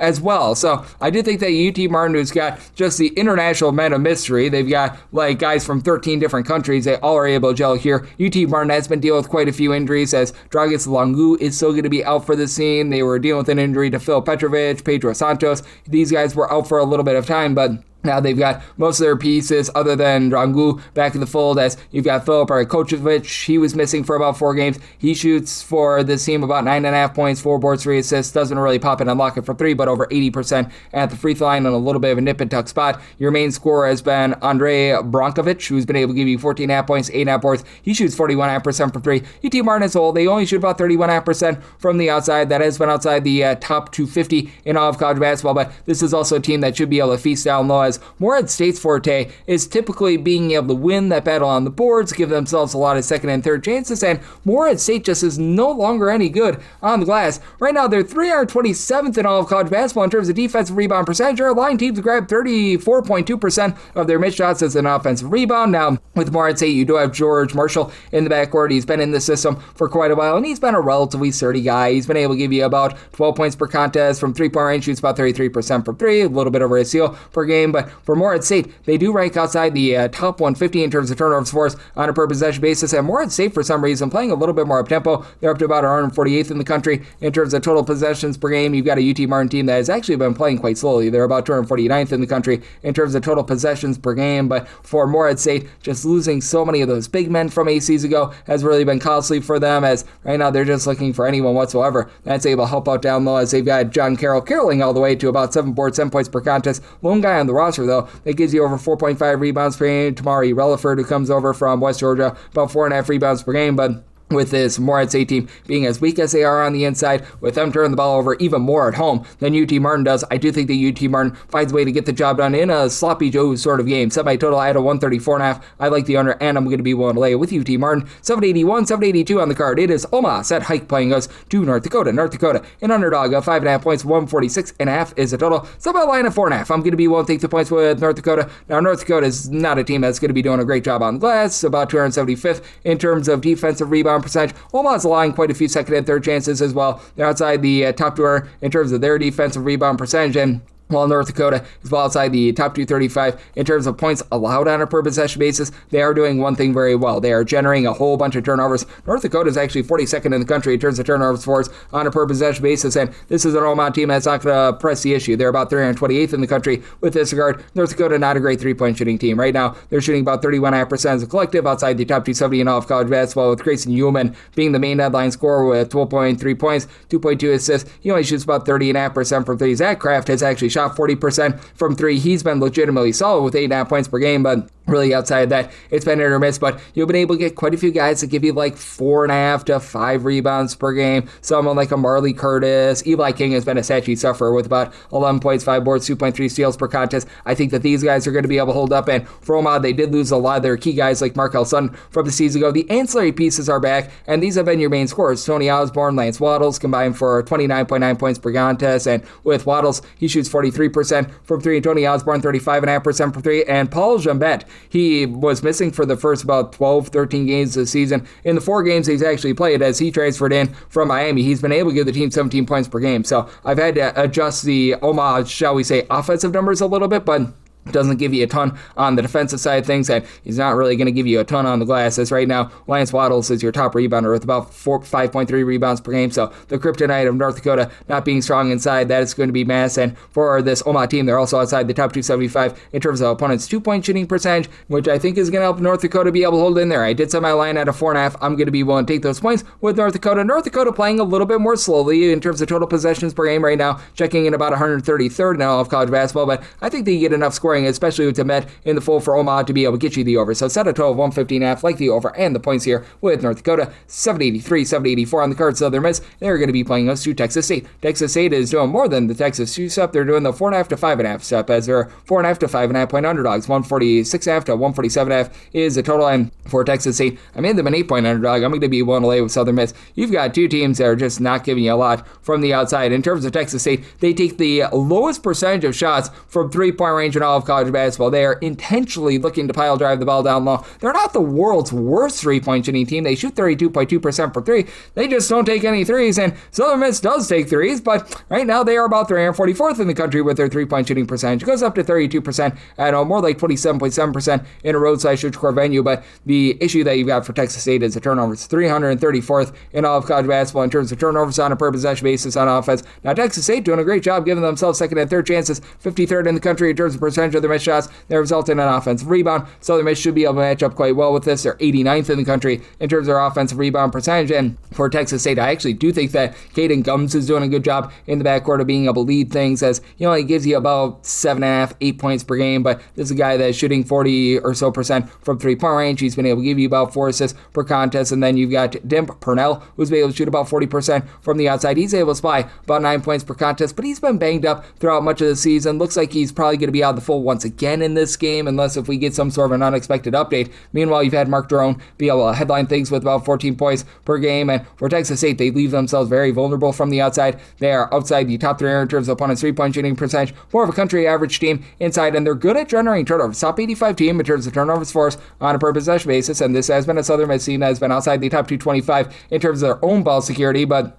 for this Southern Miss team, I do think that they are still going to be able to excel because they've been able to get good production out of 2 guys in Isaac Tavares along Tyleik Weeks. These 2 guys combined for over 33 points per contest. Neither of these guys shoot it from 3 whatsoever, but they combine for about 3.5 steals per contest. And for this Southern Miss team, they've been very good with regards to their interior defense. A top 135 team in terms of opponents' 2-point shooting percentage, which is exactly where Texas State is looking to attack. You've had Dejai Benoit be able to give you about 6.5 rebounds, 9.5 points per contest as well. And I do think that with Texas State just being very skittish to shoot from 3 and deal with some injuries in the backcourt, that this is going to be a lower scoring game, that Southern Miss finds a way to persevere, and semi-total at a 138 like the under with Southern Miss. Want to lay up to 7.5 with them. 785, 786 on the card. It is Abilene Christian, and they're going to be on the road against Tarleton State. Tarleton State does find themselves as a mid-tier favor. You're going to be laying with them between 4.5 to 5.5 points. Now you're seeing some 6.5s and 7s popping up as well. Total on this game, it is 140 to 140.5. I'd be willing to lay up to 8 with Tarleton State. Did make them an 8.5 point favorite, so even though this line is on the move, I'm still willing to lay it because you've got a Tarleton State team that continues to be a top 5 team in all of college basketball in terms of turnovers forced on a per possession basis. And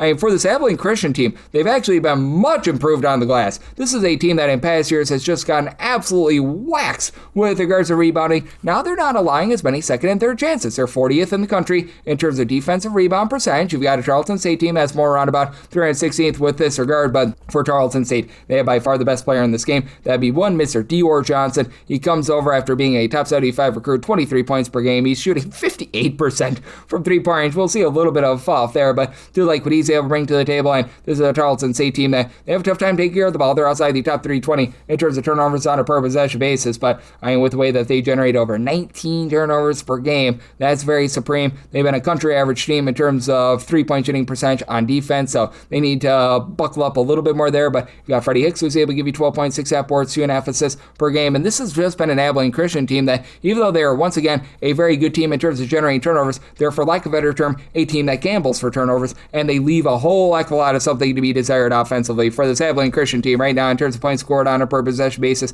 a nice hearty 305th, as they do score about 17 points fewer per 100 possessions away from home rather than at home. Now, Abilene Christian, they do have a nice go-to scorer, main man that returns from a season ago in Braden Halbert, has been able to give you 15.5 points, only shoots below about 30% from 3. Team as a whole, they shoot 32.5% from 3, but that said, even though this team has been a top 155 team in terms of offensive rebound percentage, they're just not getting good, clean looks in general, and they're outside the top 3 in terms of opponents' 3-point shooting percentage, with Tarleton being able to do a better job from the outside. That's going to leave them a little bit vulnerable. You've got Rich Smith for Abilene Christian, giving you about 4.5 assists, 9 points per game, but much like Tarleton State, this is a Abilene Christian team that they themselves outside the top 3 in terms of ball security as well, so I do think that you're going to see a lot of turnovers in this game, but I do think that Tarleton, who's now in the top 100 in terms of total possessions per game, they play a nice defensive game and they find a way to get the job done. So I told 144.5, I'm going to be in on the over, and even with this line going up to 6.5 to 7, one lay Tarleton State made them an 8.5 point favorite. 787, 788 on the card. It is Denver, and they're going to be on the road against South Dakota State. South Dakota State does find themselves as a 7.5 point favorite. Total on this game between 165.5 to 167, and set a total here of a 163.5. I'm in on the under. I'm playing a dangerous game here, as Denver has played 14 overs, no unders, and a push in terms of their totals thus far this season, and I'm taking the under. With Denver, they're not necessarily the most rambunctious team with regards to their tempo or anything like that in terms of total possessions per game, 170th, so I mean a very mid-tier team there. Denver has been good with their offense. They're a top 100 team in terms of points scored on a per possession basis, with most of it coming from the outside. This is a Denver team that as a whole, from 3-point range, they've been able to shoot about 38.5% from 3, the top 40 mark in all of college basketball. Julius Rollins, who comes over from Western Illinois, has been able to give you 9.5 points, 3.5 boards, and then you've got your main 3-point shooters in Zay Nelson, 13 points, 54.5% from 3. Carson Johnson, 41% from 3, 86% the free throw line. And Denver, by the way, each out of your top 5 scorers all shoot at least 80.5% at the free throw line. So has been able to square them away as well. But this team not generating any turnovers outside the top 330 in terms of turnovers forced. On a per possession basis, they are bottom 5 in terms of opponents' 3-point shooting percentage, bottom 50 in terms of opponents' 2-point shooting percentage. So that's really been where they've been getting waxed. And then for the South Dakota State team, they don't allow second and third chances. Top 45 team in terms of defensive rebound percentage. So no second and third chances to be had for Denver. Now with the South Dakota State team, they sort of just dare you to shoot from 3-point range. They're a top 30 team in terms of percentage of opponents' shots that come from 3-point range, and I would say that they're neither here nor there with regards to their 3-point shooting defense. They are allowing teams to shoot a hair above 32% from 3-point range, but now that they are going to be in their friendly confines, that should be a little bit more lethal. As for South Dakota State, right now in their home games, they're allowing teams to only shoot about 28.6% from 3-point range, and for South Dakota State, you don't necessarily have that one go-to scorer, Gene Jackson, as being your main man with 13.2 points per game, shooting 35% from 3, but Joe Saylor, Kellen Gary, they combine to shoot about 39.7% from 3 with a combined 23 points per contest. Simon Wilkerson, about 12.8 points, 7 rebounds per game. South Dakota State has been solid but not amazing with their 3-point shooting at 34.5%, but with the way that they do it, just a nice job, not allowing second and third chances. They've been able to buckle down with regards to our perimeter defense. I do think that allows the South Dakota State team to be able to get the job done here in a little bit of a lower scoring game. Semi-line at 7.5, so 1 way up to 7 South Dakota State, and on the under semi-total here at a 163.5. 789, 790 on the card. Weber State is going to be on the route against Northern Arizona. The Lumberjacks of Northern Arizona are a home underdog of 1.5 to 2.5 points. So on this game, 148.5 to 149.5. So Weber State is a 5-point favorite, so I'm going to be willing to lay the number. This is a Weber State team that has been quite good with regards to their 3-point shooting, and it's a Weber State team that's going to be looking to push tempo, 46th in the country in terms of total possessions per game. Northern Arizona, they're looking to play a little bit more slow controlled, 277th in terms of total possessions per game, and Northern Arizona just not guarding the arc, 281st in the country in terms of opponents' 3-point shooting percentage. So I think that that's going to be a big issue against a Weber State team that they just have a lot of guys in general. They're doing a nice job popping it and locking it from 3-point range. You've got Tijan Sene, who's been your top scorer, 13.5 points. He shoots about 34.5% from 3-point range. You've been dealing with an injury to Benjami Vartinen, but with him out of the fold, Jace Whiting has been able to step up a little bit more, 13 points, about 3 assists, a steal per contest, shoots in the mid-30s from 3. Nigel Burris at 6'7", great versatility, 10 points, 5 boards. He shoots 38.5% from 3-point range, and this is a Weber State team that has been very good on the glass. They've been a top 125 team in terms of rebound percentage, and Northern Arizona last year was really good in not allowing second and third chances. As a matter of fact, we're a top 20 team in terms of defensive rebound percentage, down to 262nd this season. Meanwhile, for Weber State, they are more around about 133rd, so they've got a nice edge on the glass. Now, for Northern Arizona, you've been able to have Mr. Zach Davidson step up with the rock solid 14 points per contest, but I mean, let's call it what it is, just not a replacement to what you got out of Carson Tout 8 seasons ago. Ryan Abelman, he has been able man to be able to shoot 38.5% from 3, 12 points per contest, and then Isaiah Shaw shoots 49% from 3, 10 points per contest. Arnie Ojanek has been able to shoot about 43% from 3-point, 9.5 points per game. So Northern Arizona has been much better with their 3-point shooting. They just don't take a lot of shots from 3-point range, or about a country average team in terms of taking care of the ball. Nothing great, nothing terrible there, but it's a little bit strange because for Northern Arizona, right now they are shooting as a collective about 35.6% from 3-point range. That goes up to 38% at home. That's a top 100 mark in all of college basketball, but if you look at the percentage of their shots that come from 3-point range, they're only hoisting up about 32.5% of them from the outside. That is a bottom 40 percentage in all of college basketball, so I do think that actually very much helps out a Weber State team that has been actually really able to do a nice job in terms of guarding the 3-point line. I do think that there's going to be quite a bit of regression with regards to Weber State allowing teams to shoot from 3-point range, currently 27.9%. That's the top 30 mark in all of college basketball. Leave themselves a little bit more vulnerable on the inside, but Northern Arizona, well outside the top 225 in terms of their 2-point shooting percentage, and with Weber State owning the glass,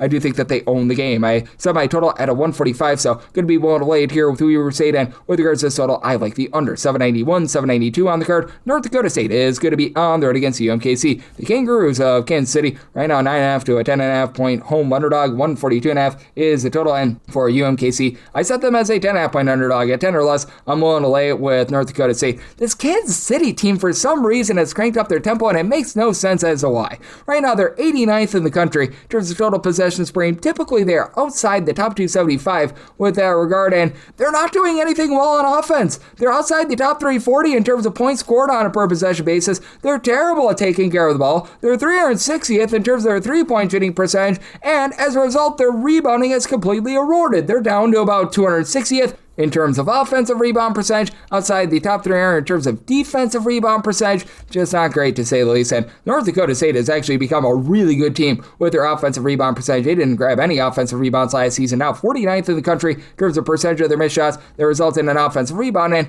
we've seen North Dakota State really regress in terms of their three-point shooting, but now they do a nice job in terms of generating turnovers. 43rd in the country in terms of turnovers forced on a per possession basis. And I think that that's just going to completely undo a Kansas City team that you're just not getting a lot out of the backcourt from this team. Jason Petty has been able to do a relatively okay job with about 12 points per contest. He shoots 33% from 3, and he is quite literally the only player other than Camelo Birch on the roster that shoots above 32.7% from the outside. And you've got 3 guys on the team that shoot above 23% from 3-point range.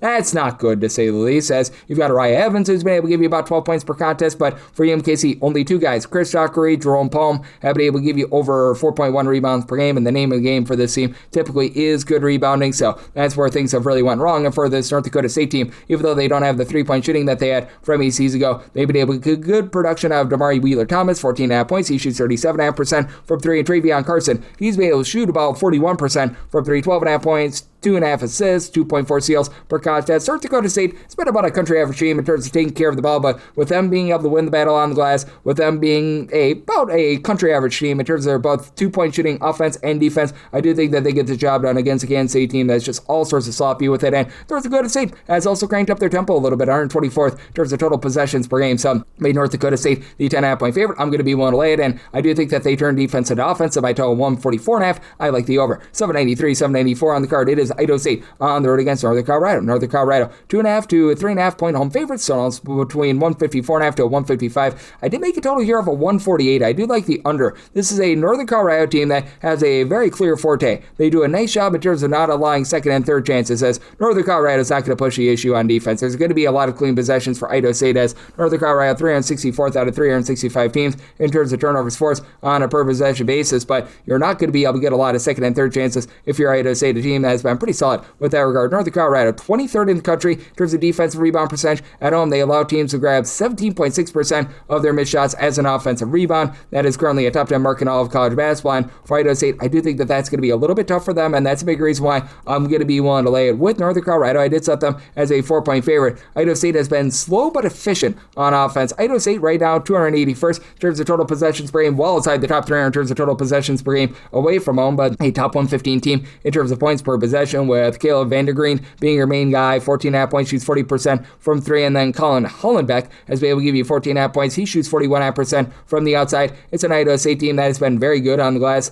Over the last few years, they are allowing quite a few second and third chances. They are outside the top 235 in terms of defensive rebound percentage, but back in the top 100 with regards to their offensive rebound percentage, with having a guy in Lachlan Brewer do a bit of everything for the team as well. 10 points, 4 boards. He shoots 35% from 3-point. Like what he's able to bring to the table, but for Northern Arizona, the way that Quinn Denker, the transfer from Idaho, has been able to ascend has been big, as he's been the main guy, being able to dole out 6.5 assists, 18 points per game, shoots 36% from 3. Zach Block shoots 48.5% from 3 with 13 points per contest. Brock Wisney, 40% 3-point shooter, 16 points per game. And Northern Colorado also does a really good job of being able to guard the perimeter. They're allowing teams to shoot less than 31% from 3, top 75 mark in all of college basketball there. They've been a top 50 team as well in terms of their own 2-point shooting percentage. And we have seen the Idaho State team fall off a little bit in terms of their defense, but they've been able to do a relatively solid job in terms of guarding the outside. They've been a top 175 team in terms of opponents' 3-point shooting percentage, really getting gashed on the inside. They've been outside the top 250 with that regard, and this is an Idaho State team that now, with regards to their defense, about 247th in the country in terms of points allowed on a per possession basis, but very interesting split in which they do a much better job with their defense away from home. They have been actually a top 70 team in terms of points allowed on a per possession basis away from home. I think that that keeps them lively, but in the end, the lack of second chances that Northern Colorado allows their opponents, I think it's a job done. Set my line at 4. One to lay with Northern Colorado, and I'm going to be in on the under. 785, 786 on the card. It is Southern Utah. They are going to be on the road against Utah Valley. Utah Valley is a very sizable favorite here. You're going to be laying 20 to 20.5 points with them. 154.5 to 155 is the total line. I did set Utah Valley as an 18.5 point favorite. I'm going to be one take the points with Southern Utah, and it's grody with Southern Utah. This Southern Utah bunch in terms of points allowed on a per possession basis, 343rd in all of college basketball, but They actually do allow right around about 3 points fewer per 100 possessions away from home rather than at home. And you got a Utah Valley team that's supreme with their defense. They are currently 62nd in terms of points allowed on a per possession basis. And this is a Utah Valley team that all of a sudden has some very nice three-point shooting, as Taylor Hendricks, who comes over from Central Florida, double-figure scorer. He's been shooting about 50% from three-point throughout the season. This team actually shoots 33.8% from the outside at home, though, compared to over 36% in a roadside shoot court environment. And the biggest thing that you do have to fear for this Utah Valley team is that they just have not been able to do a great job in terms of taking care of the ball. In terms of turnovers on a per possession basis, 354th in all of college basketball. This is a Southern Utah team that they themselves are very sloppy with it. They're about 306th in all of college basketball. And for Southern Utah, they've been looking to the transfer from Holy Cross in Jaden Farrar to really be giving you a bit of everything. He's saying 6'7", 6'8", and he's been rock solid, about 11.5 points, 6.2 rebounds per game, shoots in the mid-30s from three-point, and that's exactly where the Southern Utah team is getting killed. They actually push things to the inside. They're a top 40 team in terms of percentage of opponent shots that come from two-point range, but they allow opponents to shoot 39% for three. They're a bottom 15 team in all of college basketball in terms of opponents' three-point shooting percentage, and Southern Utah outside the top 200 with regards to rebound percentage, outside the top 250 in terms of opponents' two-point shooting percentage. So just not doing a great job on a lot of different fronts. Elijah Duvall, though, 13 points, 3.5 assists. Do like what he's able to bring to the table. And you've had Tanner Hayhurst, who's been able to shoot 48% for three. So he's been a little bit of a bright spot, but all in all, it's been a little bit rough there. But again, even though the Southern Utah team does a lot of different things very, very well, I do think that the turnovers could be a little bit costly. You've got Jackson Holcomb, give you 16.5 points, 7 boards, 3.5 assists. Good versatility there. Trayvon Leonard, he's been able to shoot in the mid-30s from three, 6.4 assists per game. But again, those 3 turnovers per game, I think might be a little bit costly.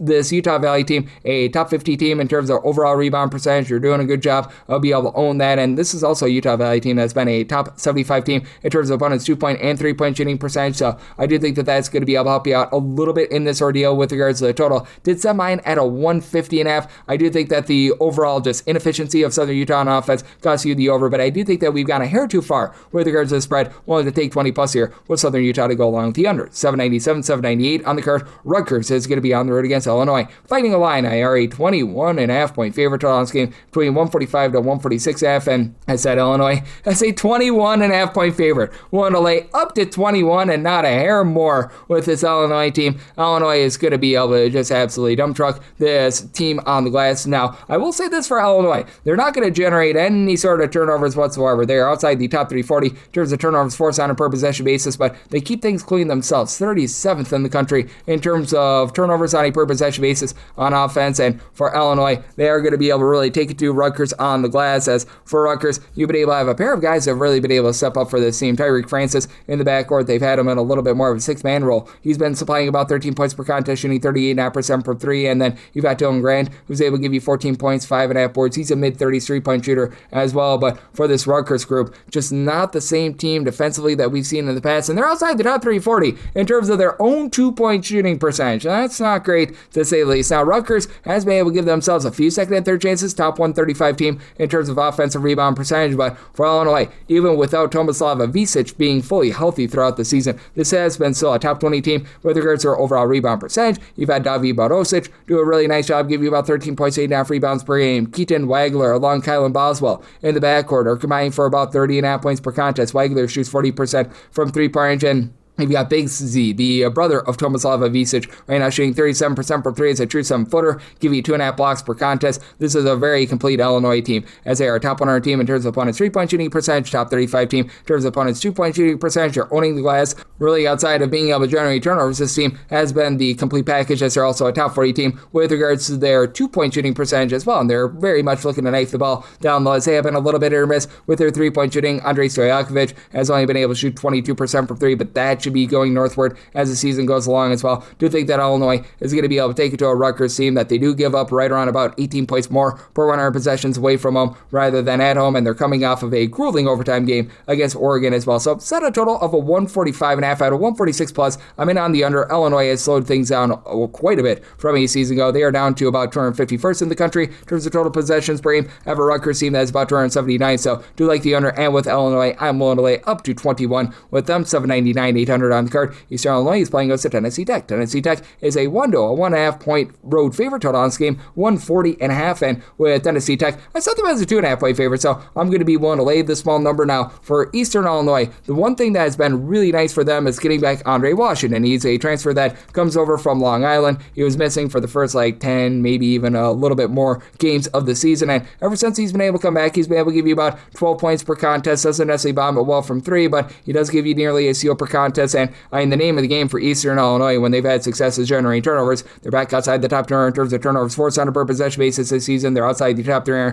in terms of taking care of the ball, so they need to really own that. And this has been an Eastern Illinois team that's just not been good in terms of any facet of offense. Outside the top 3 in terms of offensive rebound percentage, 3-point shooting percentage, 2-point shooting percentage. They are okay at the free throw line, but that's about it. And then on the flip side, you got a Tennessee Tech team that has been very rough in terms of being able to take care of the ball as well. They're outside the top 325 in terms of turnovers on a per possession basis. But with this Tennessee Tech team, they've been able to do a relatively solid job inside. Top 175 team in terms of their 2-point shooting percentage by Kai Cameron and Danny Pounds have both been able to give you about 11.5 points per contest. Brandon Mutu has been able to give you 10.5 points. He shoots about 35.5% from three. Demons Collective only shooting 31.7% from the outside. They're outside the top 250 with that regard, and they're outside the top 3 in terms of opponents' 3-point shooting percentage. But they again go up against an Eastern Illinois team that's just not shooting well from 3-point range whatsoever. With Eastern Illinois, relatively slow and controlled team, 268th in the country in terms of total possessions per game. You've got a Tennessee Tech team that they are looking to push quite a bit more tempo. They're about 108th in the country in terms of total possessions per game. Do you think that this game is going to be close enough for late game following? In Tennessee Tech, they do shoot about 74% of the free throw line, on par with what Eastern Illinois does. I think that Tennessee Tech finds a way to get the job done. I do think that Eastern Illinois continues to improve a little bit offensively with Washington back in the fold, so somehow line at 2.5 willing to lay with Tennessee Tech. Like the over semi total at 140.5, 801, 802. It is Western Illinois playing against the Tennessee State. Tennessee State, 6.5 point favorite, totals between 145.5 to 146.5, and with Tennessee State, made them a 6.5 point favorite, so would be willing to lay up to 6 with them. This opened up at an 8.5, so if we can get back to a 7+, we'll be willing to take the points with Western Illinois. Western Illinois, pretty grody team, not going to lie to you. They are currently well outside the top 300 in terms of points scored on a per possession basis, and for Western Illinois, they're just not doing a great job in terms of taking care of the ball. 281st in the country in terms of turnovers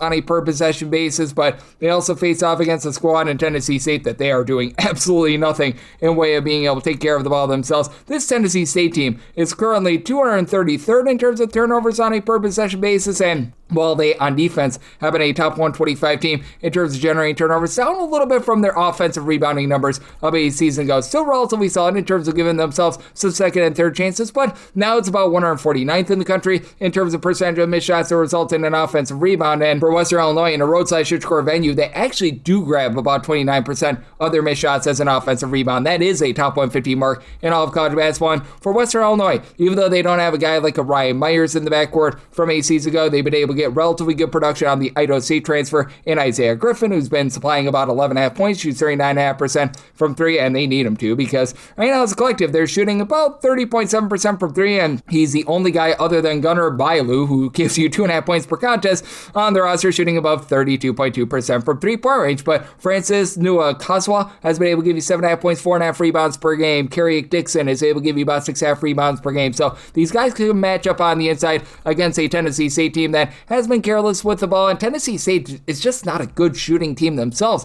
Tennessee State, they shoot 30.1% from three outside the top 300 in all of college basketball, and they look to pile drive the ball down, though. They're a top 40 team in terms of percentage of their shots that come from 2-point range, but even their 2-point shooting percentage is outside the top 265 nationally. You do have Travis Harper, 17 points, shoots 41% from three, and Aaron Namakura, he's giving you about 3 assists, 3.5 steals, 16.5 points per contest. Very well-rounded there. And then the 7 rebounds of Jalen Petrie, who comes on over from the West Coast. That's been able to help them out a little bit, but I do think that Western Illinois is going to be able to hold in there what I think is going to be an interesting tempo war. Western Illinois, once again, very slow and controlled, 289th in the country in terms of total possessions per game. Tennessee State looking to bump up that tempo to 49th in terms of total possessions per game. So did set my line at a 6.5. Here at a 7+, I'm going to be willing to take the points with Western Illinois, even though they've been actually a little bit better on the road rather than at home. But with regards to this total, did some mine at 148.5. Do you think that this is close enough for late game following in? You do have a Tennessee State team that right now at the free throw line, they're shooting about 75% of the free throw line. So in on the over, and I'm in on those points at 7+ with Western Illinois. 803, 804 on the card. It is Little Rock, and they're going to be on the road against SIU Edwardsville. And Edwardsville does find themselves as a favorite here of 4.5 to 3.5 points total on this game. It is 133.5 to 134.5, and with Edwardsville, made them the 7-point favorite. I'm going to be willing to lay the number.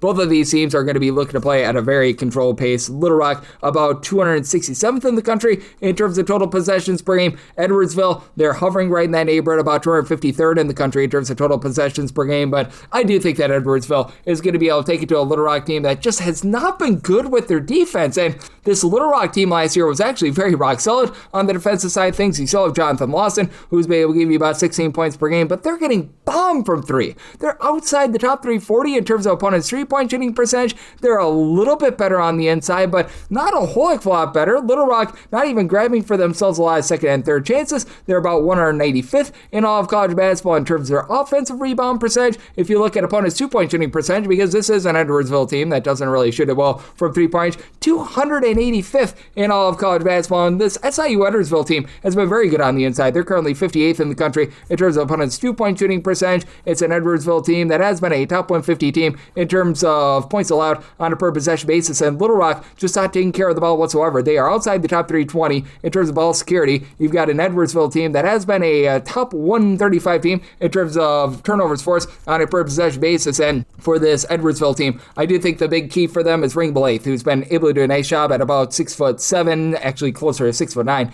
give you 17 points, 5.5 boards. He shoots about 33% from three, and Edwardsville started to see a little bit of a rise with their 3-point shooting up to about 34%. That's just below country average. They've been unable to execute really down low outside the top 250 with that regard, but giving themselves some quality second and third chances, top 150 team in terms of a rebound percentage, and they've been doing it as a collective with someone like Joe Valeri being able to give you 5 rebounds per game. Miles Thompson has been out of the fold. He was giving you about 6 or so rebounds per game. He's probably going to be out once again for this team, but with also being able to get off the bench about 3.5 rebounds per game out of Kyle Thomas, who's been able to step up in a big way for this team. You've got Jordan Pickett, who's been versatile, 6.5 points, 4 boards. He's able to give you a little bit of 3-point shooting, and then you get multiple blocks per contest out of Arnes Sakinas. I do think that this Little Rock team just not going to be able to get a lot generated for Little Rock outside of Lawson. It's just been a lot of hit or miss for this team, as you've been able to have Cameron Wallace be able to give you 13 points per contest, but he also shoots 8.3% from 3-point. Kazet Nea has been able to shoot about 43% from the outside, 11 points per game, and Little Rock all of a sudden up to the top 100 in terms of their own 3-point shooting percentage, but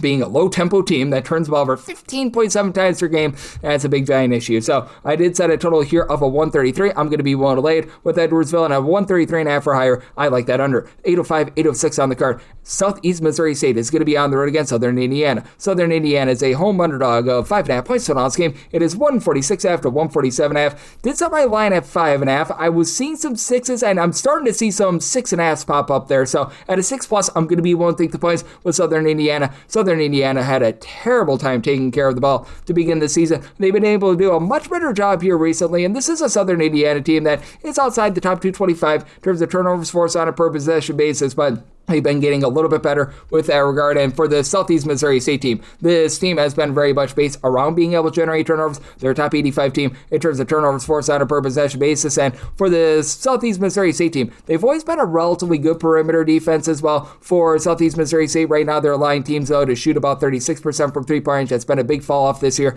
Now, Southern Indiana is currently well outside the top 275 in terms of points scored on a per possession basis, and they've actually become a top 225 team in terms of points allowed on a per possession basis, but they just need to find some shooting in general. And really, both of these teams have had a very rough go of it with regards to their shooting. Southeast Missouri State, they shoot 29.7% from 3-point, 313th in all of college basketball. Southern Indiana, 29.5%. That is 316th. So both of these teams are very much in the same boat. But for Southeast Missouri State, what I do like is that they've got Braxton Secker in the backcourt, who's able to be a really good just-do-it-all sort of guy. He's been supplying about 13 points, a little bit over a seal, shoots in the mid-30s from 3-point range. And then Luke Almondover has been able to become that top scorer with about 13.5 points, 3.5 rebounds per game. BJ Ward does give you 4 assists per game. And for with Southeast Missouri State, they have been a team that's been outside the top 225 with regards to their own ball security, but they're also not going to be allowing a lot of second and third chances. Teams are only grabbing about 8.1 offensive rebounds per game against them. Now, they're not going to grab a lot of second and third chances for themselves, but in terms of defensive rebound percentage, Southeast Missouri State checking in about 46th in all of college basketball. In Southern Indiana, they are about 280th with that regard, so that's a little bit of an issue for them, but this is also a Southeast Missouri State team that in a nip and tuck spot, they're outside the top 250 in terms of their free throw shooting percentage at 69.6%, and this team has just really been very inconsistent with the way that they've been able to guard inside as well, outside the top 175 in terms of opponent's two-point shooting percentage. And for the Southern Indiana team, they've been dealing with quite a few injuries this season, and having the Bethune-Cookman transfer in Trey Thomas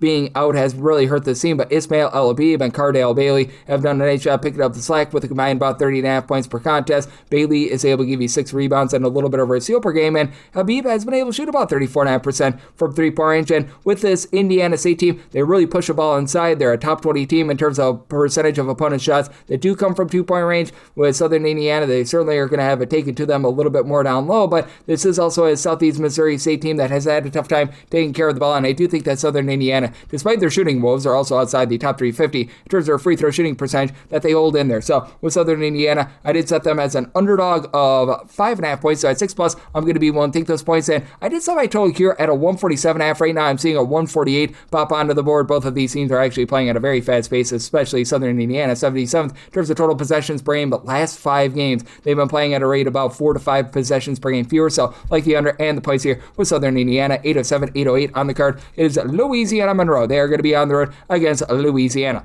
Louisiana finds themselves as a favorite here of 7.5 points, so on this game it is 139 to 139.5, and I set my line at 3.5. I'm going to be in on the points with Louisiana Monroe. Both of these teams are just really, really awful right now. I wish I could put it any other way, but for Louisiana and Louisiana Monroe, both of these teams are finding themselves well outside the top 300 in terms of points scored on a per possession basis. The one thing that Louisiana Monroe does have going for them, and it's a big reason why I was willing to take the points with them, is that this is actually a halfway decent three-point shooting team. With Louisiana Monroe, they're 92nd in the country, shooting about 35.7% from three. That does go down to about 33.5% in a road/shoot score venue, but this Louisiana team, they're only shooting about 31% from the outside, 285th in all of college basketball. Neither of these teams are doing a good job of being able to take care of the ball, and for the Raging Cajuns, a lot of their issues just stem back to the fact that Jamarian Keller was a guy that was coming in from Oklahoma State. They were banking on him to run the offense through him. He got injured after 2 games, so it's been Dorian Finster and Jackson Oliveira having to do it all. Both of these guys about 12.5 to 13 points per game. They combine to shoot about 33% from 3, and between the two of them, 9.2 rebounds per game. Nobody outside these two guys gives you more than 7.4 points per game or more than 3.8 rebounds per game, and it's a Louisiana team that's just not been great on defense. They are outside the top 150 in terms of opponents' 2-point and 3-point shooting percentage. They're not really generating a lot of turnovers, and what I will say for Louisiana is that they're not giving up the most second and third chances in the world, but still, they're an outside the top 235 team with regards to their overall rebound percentage, and for Louisiana Monroe, they are just really not taking care of the ball outside the top 300 in terms of turnovers on a per possession basis. But a big reason why I was willing to take the points with them is that you've been able to get really good production out of the Mississippi State transfer of Montavious Russell, who's come in. He's been able to fly about 16.5 points per contest. He shoots 38% from three-point range. And all of a sudden, Christian Lewis, who stands right around about 6'3", if I'm not mistaken, he comes in from the non-Division I level. He's really been able to crank it up recently on offense as well. Now, that has left this team to be just absolutely awful defensively recently. But that said, with Christian Lewis, if you take a look at things ever since the Mississippi Valley State game that was on December 3rd, he has given the team at least 16 points in every one of their games ever since then, and I believe that that is either 9 or 10 straight games. So he's been able to do a great job being able to go out there night in, night out, give this team some production. Now, for this Louisiana Monroe team, the good news is they don't put you on the free throw line. They're a top 40 team in terms of fewest free throws allowed on a per possession basis. The bad news is they're outside the top 330 in terms of opponent's 2-point shooting percentage, meaning that Louisiana doesn't necessarily shoot it well from 3. That's a little bit of a problem, and this is also a Monroe team that, even though their 3-point shooting percentage is solid, they are outside the top 300 with regards to their 2-point shooting percentage, but Lavelle Bernot has been able to give you 15 points per game, and they've been able to get about 9 rebounds per game out of him as well. Lone guy in the roster that gives you over 4 rebounds per game. I think that this is going to be just a very, very sad game, and this is going to be a massive tempo war as well, because you've got a Louisiana team that is currently 364th in terms of total possessions per game. Monroe is looking to bump up their tempo, 71st in the country. I just think that you get too many possessions and just too much sad offense for the over. I did set my total here here at a 135.5, like the under, and with Monroe, I'm going to be willing to take 4+ points with them. 8-9, 8-10 on the card. It is Idaho, and they're going to be playing us Montana. Montana is a underdog of 4 to 4.5 points. This game is 151.5, and with Montana, I did set them as a underdog of 4 points. So 4.5 plus, that does become my buy point on them. Now for this Montana team, they need to do a much better job in terms of taking care of the ball. Right now for Montana, they are 325th in the country in terms of turnovers on a per possession basis. They do face off against an Idaho team, though, that they don't really force the issue. And Idaho, they do a solid job taking care of the ball. They're about 118th in the country in terms of fewest turnovers on a per possession basis on offense. But this is an Idaho team that is going to allow you to be able to get good looks from the perimeter, both in terms of not being able to generate turnovers and in terms of opponents' three-point shooting percentages. Idaho is right now 283rd in the country in terms of turnovers forced on a per possession basis, and they're going to need to match up with Money. Money Williams has been able to give this Montana team well over 18 points per contest. Can be a little bit hit or miss from three-point range, but Idaho, they're currently allowing teams to shoot about 34% from three-point range. That's outside the top 10 nationally, and for Montana, this is a bunch that's not going to give themselves any sort of second and third chances whatsoever, but that also sort of takes away the forte of this Idaho team. That's a top 25 team in terms of defensive rebound percentage. They pride themselves on not allowing teams to be able to grab second and third chances. Well, Montana's not getting any of them anyway, and you've had Money Williams be able to give you those 18.5 points, 4 boards, and 5.5 assists per game, and then you actually have for this Montana team, each of your top 4 scorers giving you at least 4 rebounds per game. Tajon Sawyer, about 10 points, 5.5 rebounds per game. He's been the main guy there, but you've also had Tyler Isaac be able to supply 8.5 points, 3.5 assists, 3.5 rebounds, a little bit of stat sheet suffer there. And for this Montana team, even though they have been doing a tough time around the perimeter with regards to being able to take care of the ball, they've also done a really good job in terms of being able to guard that three-point line. Right now, they're allowing teams in a road/shoot-score venue to shoot 30.1% from three-point range. That is indeed a top 45 mark in all of college basketball. And this is an Idaho team that is very content to be shooting it from three-point range, while Montana a little bit more looking to get it inside as they're a top 60 team with regards to their two-point shooting percentage. Idaho country average team with their two-point shooting percentage. They shoot 38% from three-point range, and for Idaho, they take more three-point shots than two-point shots. They're a top 25 team in terms of percentage of their shots that come from three-point range, with Colton Mitchell being able to give you about 15 points on 39.5% three-point shooting. Jack Rasmussen, 38% three-point shooter, 13.5 points per contest. Lone guy for Idaho that gives you over 4.8 rebounds per game is Rody Woodbury. Solid down low, 9 points, 6 boards, and he's added a three-point shot to his game. This is an Idaho team that's not looking to push a lot of tempo, and this is a bunch in Montana that very much is. For Montana, right now they're checking in 39th in the country in terms of total possessions per game. Idaho 212. So interesting circumstance here. At more than 4 points, I'm going to be willing to take those points with Montana State, looking at the 4.5 there. I did set my total at 152. I think that you get just enough offense here for the over. So like the over and the points with Montana.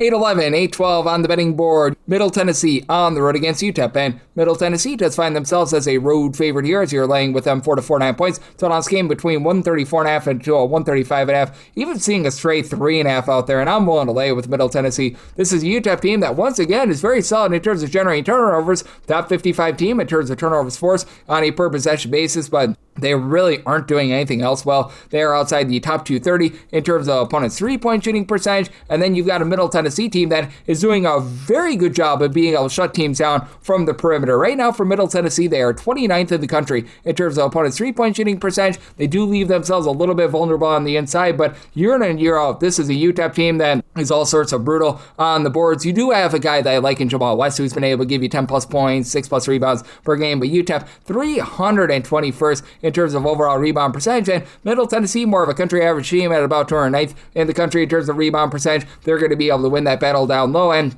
I like what Kamani Lance has been able to bring for this Middle Tennessee team. He's a guy that actually reclassified to graduate high school a year early to play for Indiana way back in the day, but Lance has been able to give you 13 points, shoots in the mid-30s from three-point range. Middle Tennessee shoots about 35.5% from three. Some of those games came against non-D1 teams, and they struggled to get to the free throw line. They're not too bad in terms of preventing teams to be able to get to the free throw line, though, and with having Torrey Olson down low, that gives them nice post presence. He's been able to supply for the team 12 points, block and a half per contest, about 8 rebounds per game. And then additionally, Chris Lufay, he doesn't give you a lot of scoring with about 6.5 points per game, but does throw in there about 5.8 rebounds per game. And for UTEP, they just lost that entire backcourt from a season ago, so they've been looking to mix and match with Elijah Jones really being that main scorer, 13.5 points, 4.5 boards, but He only shoots about 30% from three, and UTEP as a whole, they shoot 31% from three. They're outside the top 290 in all of college basketball in that regard. Outside the top 290 in terms of their two-point shooting percentage. If this is a nip and tuck spot, they shoot 66.3% the free throw line. That's outside the top 320 in all of college basketball. Other than generating turnovers, this team just really doesn't do anything well. I mean, they grab a few offensive boards. They're in the top 225 with that regard, but they give it up on the defensive glass. This is a UTEP team that's going to be very content to play very slowly as well in terms of total possessions per game. UTEP is right now checking in right around about 341st in all of college basketball. Middle Tennessee, a little bit slower as well at about 265th, but faster than this UTEP team. I think that you get yourself a low scoring game as a result, so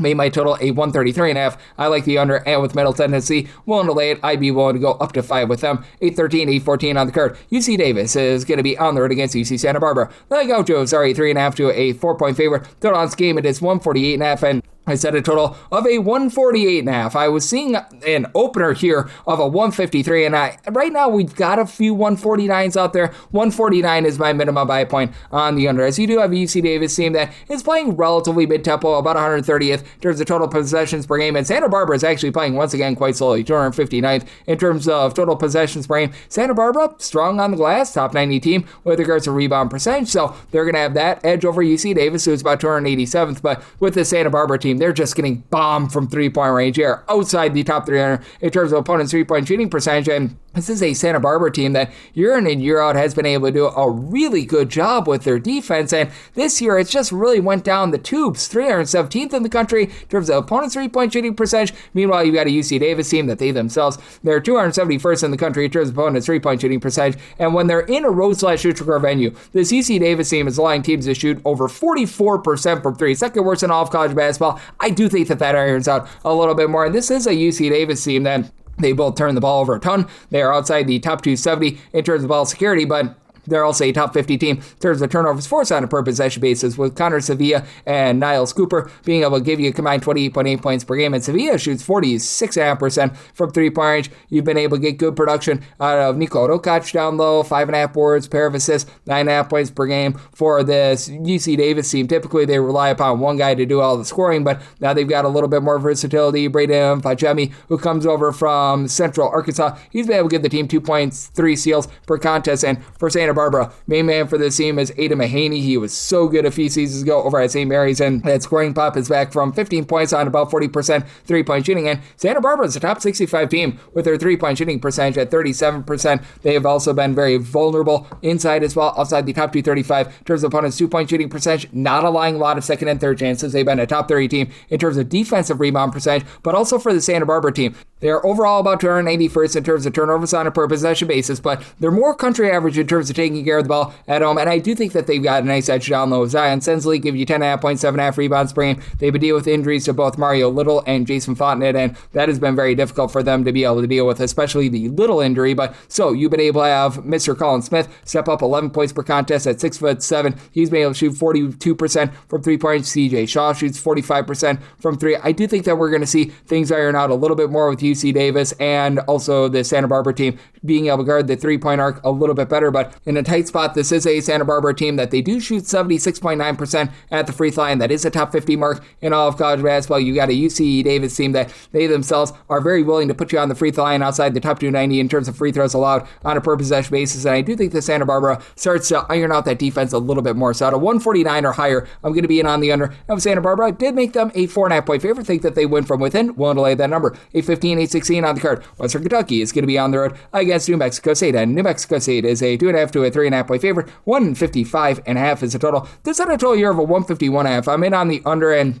it is going to be very much a tempo war in this game, as Western Kentucky, they are looking to absolutely gun it. 21st in the country in terms of total possessions per game. New Mexico State, once again, a relatively slow and controlled team. Not like a total snail, but still 225th in the country in terms of total possessions per game. And we have seen this New Mexico State defense really take it on the chin a little bit. I do think that they are going to be able to find it a bit more in this spot. This has been a New Mexico State team that's been very good in terms of taking care of the ball at home as well. If you look at just fewest turnovers on a per possession basis at home, New Mexico State is actually number 2 in all of college basketball. You've got a Western Kentucky team that isn't bad, but isn't great in terms of generating turnovers. With Western Kentucky, they rank about 173rd in all of college basketball in terms of turnovers forced on a per possession basis. New Mexico State, they're ironically enough 174th, so both of these teams are relative averages there. And for this New Mexico State team, last year they were top 35 team in terms of opponents' three-point shooting percentage. We've seen them give it up a little bit more there, and for New Mexico State, they're now outside the top 150 in terms of points allowed on a per possession basis, but I do think that they're going to be able to do a little bit better job here, and this is a Western Kentucky team that in a road/neutral court venue, they have been a top 100 team in terms of points allowed on a per possession basis, but for Western Kentucky, this has also been a unit that has been dealing with a lot of injury. You currently are dealing with Brian Selbungwe, who's giving you 7 rebounds per game being out. Terry Mardu was that top facilitator. He's been dealing with a little bit of an injury, so this is a team that really needs to now rely upon Grant Newell along with Armello Boone to be those ancillary guys for Tegan Moore. Moore has been able to give you more with 18 points, 3 assists, 6 rebounds. He shoots about 32% from 3, and then Boone and Newell, these two guys combine for about 24 points per game, and Newell shoots 34.5% from 3, but Boone only shoots like 21% from the outside, combined about 10 rebounds per game, and Boone does give you a steal and a half per contest as well, so they've been able to do a great job there with Western Kentucky. This is a really good team in terms of being able to pull in their second and third chances, but now they do go up against a New Mexico State team that they've been able to have Jamel Jones step up with over 14 points per contest. New Mexico State still a relatively sturdy team on the glass. They've been a top 150 team in terms of their overall rebound percentage. Western Kentucky, they're about 124th, so both of these teams relative equals there, but I do think that for New Mexico State, the ancillary guys are just a little bit better, and they are dealing with fewer injuries as well. You've got Elijah Elliott along Julius Mims be able to combine for about 20.5 points per contest. Mims is able to put in their 7 rebounds per game. You've got Kyrie Mullen, who comes over from Hampton. He dealt with a little bit of an injury, but now he's good to go. He's able to give you about 4 rebounds per game, and with this New Mexico State team, they've still been able to do a relatively solid job in terms of opponents' 2-point shooting percentage, and I think that that's going to be key against a Western Kentucky team that they very much are willing to drive the ball inside. So somebody told 151.5. I like the under, and with New Mexico State, willing to lay up to 5 with them. 8-17, 8-18 on the card. It is Montana State, and they're going to be on the road against Eastern Washington. Eastern Washington is between a 2.5 to a 3.5 point home underdog. Total on this game, you're going to be finding it right around about a 153 to a 153.5, and I like Montana State in this spot. I set them as a favorite of 8 points, so I'm going to be willing to lay it. Now we're starting to see it up to about a 154.5. And I would still be willing to take a shot on the over. I did set my total here more around a 156. I had to make a slight adjustment because this Eastern Washington defense is just that bad. Eastern Washington is playing at a relatively fast tempo, 74th in the country in terms of total possessions per game. Montana State is going to look to slow it down, 273rd in the country in terms of total possessions per game. But Eastern Washington just getting absolutely pelted from 3-point range. And at home, their line teams are rebound 39.6% of their missed shots as an offensive rebound. That is a bottom 10 defensive rebound percentage in all of college basketball. And then they allow teams to shoot over 39% from 3-point range as well. This is a Montana State team that has been pretty solid with regards to their 3-point shooting. Right now for Montana State, they are shooting from 3-point range more around about 35% at home. This does go down to about 30.5% away from home, but against this Eastern Washington defense, they should be able to find a lot of nice, clean, open looks. And for Montana State, you've been able to get good production out of Patrick McMahon. He's been the main scorer, 14 points per game, shoots 36.5% from 3. Montana State's not going to generate for themselves second and third chances, but they've also been a top 125 team in terms of their road defensive rebound percentage as well. So they're going to prevent Eastern Washington from getting those second and third chances. And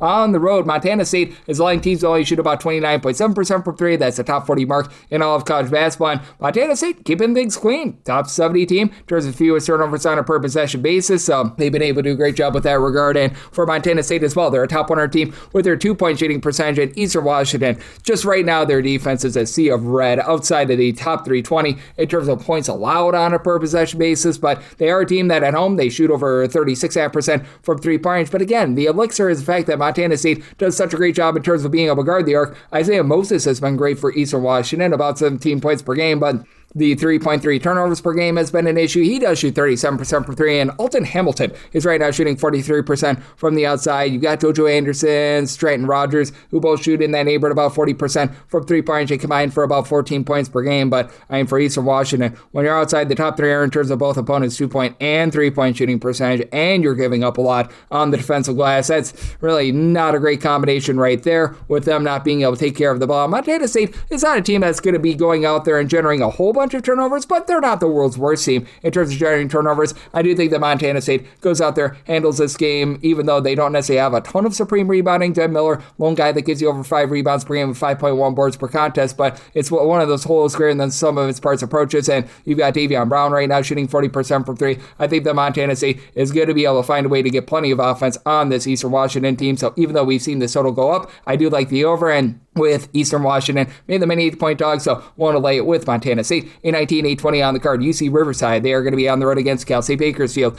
Meet the Roadrunners are a very slim favorite here of 2.5 to 3.5 points on this game. 151.5 to 152.5. I will take the points with the Riverside. I did set them as an underdog of 1.5 points. Both of these teams have been very, very grody in terms of taking care of the ball, and I think that the turnovers are going to cost you an over. I did set my total at a 151.5. You just look at both of these teams, and man, they are just not taking care of the ball to save their lives. In Bakersfield, because they're under an interim coaching regime, they've cranked up to the top 80 in terms of total possessions per game, but they are 318th in the country in terms of turnovers on a per possession basis. Riverside is 344th. They actually take a little bit of better care of the ball away from home, but for this Riverside team, I think that they hold in there because this is a Bakersfield team that they're looking to pile drive the ball inside, top 25 team in terms of their percentage of shots that come from 2-point range. They're also outside the top 3 with regards to that 2-point shooting percentage, and for this Riverside team, they've been outside the top 250 in terms of opponents' 2-point and 3-point shooting percentage. That said, they're a little bit of a better 3-point shooting team. They shoot about 34% from the outside. Andrew Henderson has been able to give you 16 points, 4.5 rebounds. He shoots 35% from 3, and then you've got DeAndre Petite, who's been able to give you 8 points. He actually shoots 65% from 3. We'll be seeing that go downward a little bit, but I mean, really, neither of these teams are necessarily doing the world's greatest job down low. Riverside, they're not grabbing a lot of second and third chances. They are well outside the top 3 in terms of percentage of their missed shots that result in an offensive rebound, but for Bakersfield, name of the game for them over the last few seasons has been their overall rebounding, and this is a Bakersfield team that has taken a massive setback with that regard. 323rd in terms of defensive rebound percentage. Riverside, at the very least, is presenting some of these second and third chances. They're a top 175 team in terms of defensive rebound percentage away from home, and for Bakersfield, all the turnovers are just unsightly with them not being able to hit those 2-point shots, as you've got CJ Hardy, who's been very hardy with being able to give you 13.5 points per contest. He's been able to shoot about 35% from 3, but your top scorer, Dalen Smith, he's at about 15 points per contest. He throws in there about 2.5 rebounds, a steal per contest, but he right now shoots 19.5% from 3-point range. Dealt with a little bit of injury. He should be good to go in this game, but I mean, that's been an issue for this team. AJ George, who was a nice 3-point shooter over at Long Beach State a few seasons ago, he shoots at 24% from 3. Bakersfield as a whole is shooting 29% from 3-point range. Again, they're looking to drive the ball inside, but they're outside the top 3 in terms of their 2-point shooting percentage, and Bakersfield, to their credit,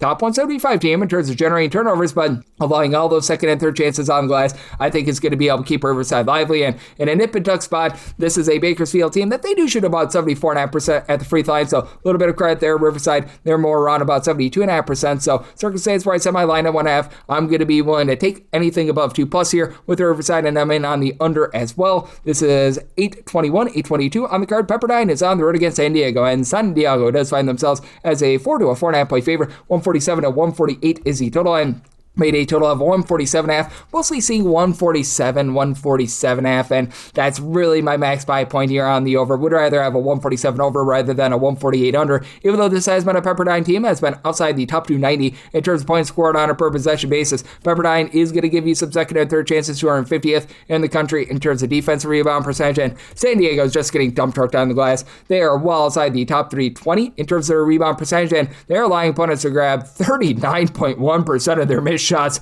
as an offensive rebound, but this is also a San Diego team that's been a top 35 team in terms of turnovers forced on a per possession basis. Pepperdine outside the top 275 in terms of ball security with over 13 turnovers per game, though you do have Javon Cooley, Aaron Clark in the backcourt combining for about 26 points per contest, and with Cooley, shoots 35% from 3, throws in their 5 rebounds per game. Style Phipps, he's been very versatile coming over from Grand Canyon, 11.5 points, 6 boards, 5 assists per contest, so do like what he's able to bring to the table, but this is also a Pepperdine team that they leave themselves vulnerable from the outside the top 225 in terms of opponents' 3-point shooting percentage, and outside the top 275 in terms of opponents' 2-point shooting percentage as well, so not a lot of greatness there with the San Diego group, even though you got absolutely no rebounding whatsoever from this team. The backcourt has been pretty solid. Tunari Lane, who comes on over from the Sun Belt, 10.5 7.5 points, 36.5% three-point shooter. As a matter of fact, each of your top 4 scorers for the San Diego team shoot above 36% from 3 with Tyler Johnson, 2.5 steals, 3.5 assists, 14.5 points, shoots 36.5% from 3. Juan Sebastian Guadacito has been able to shoot 40% from 3, and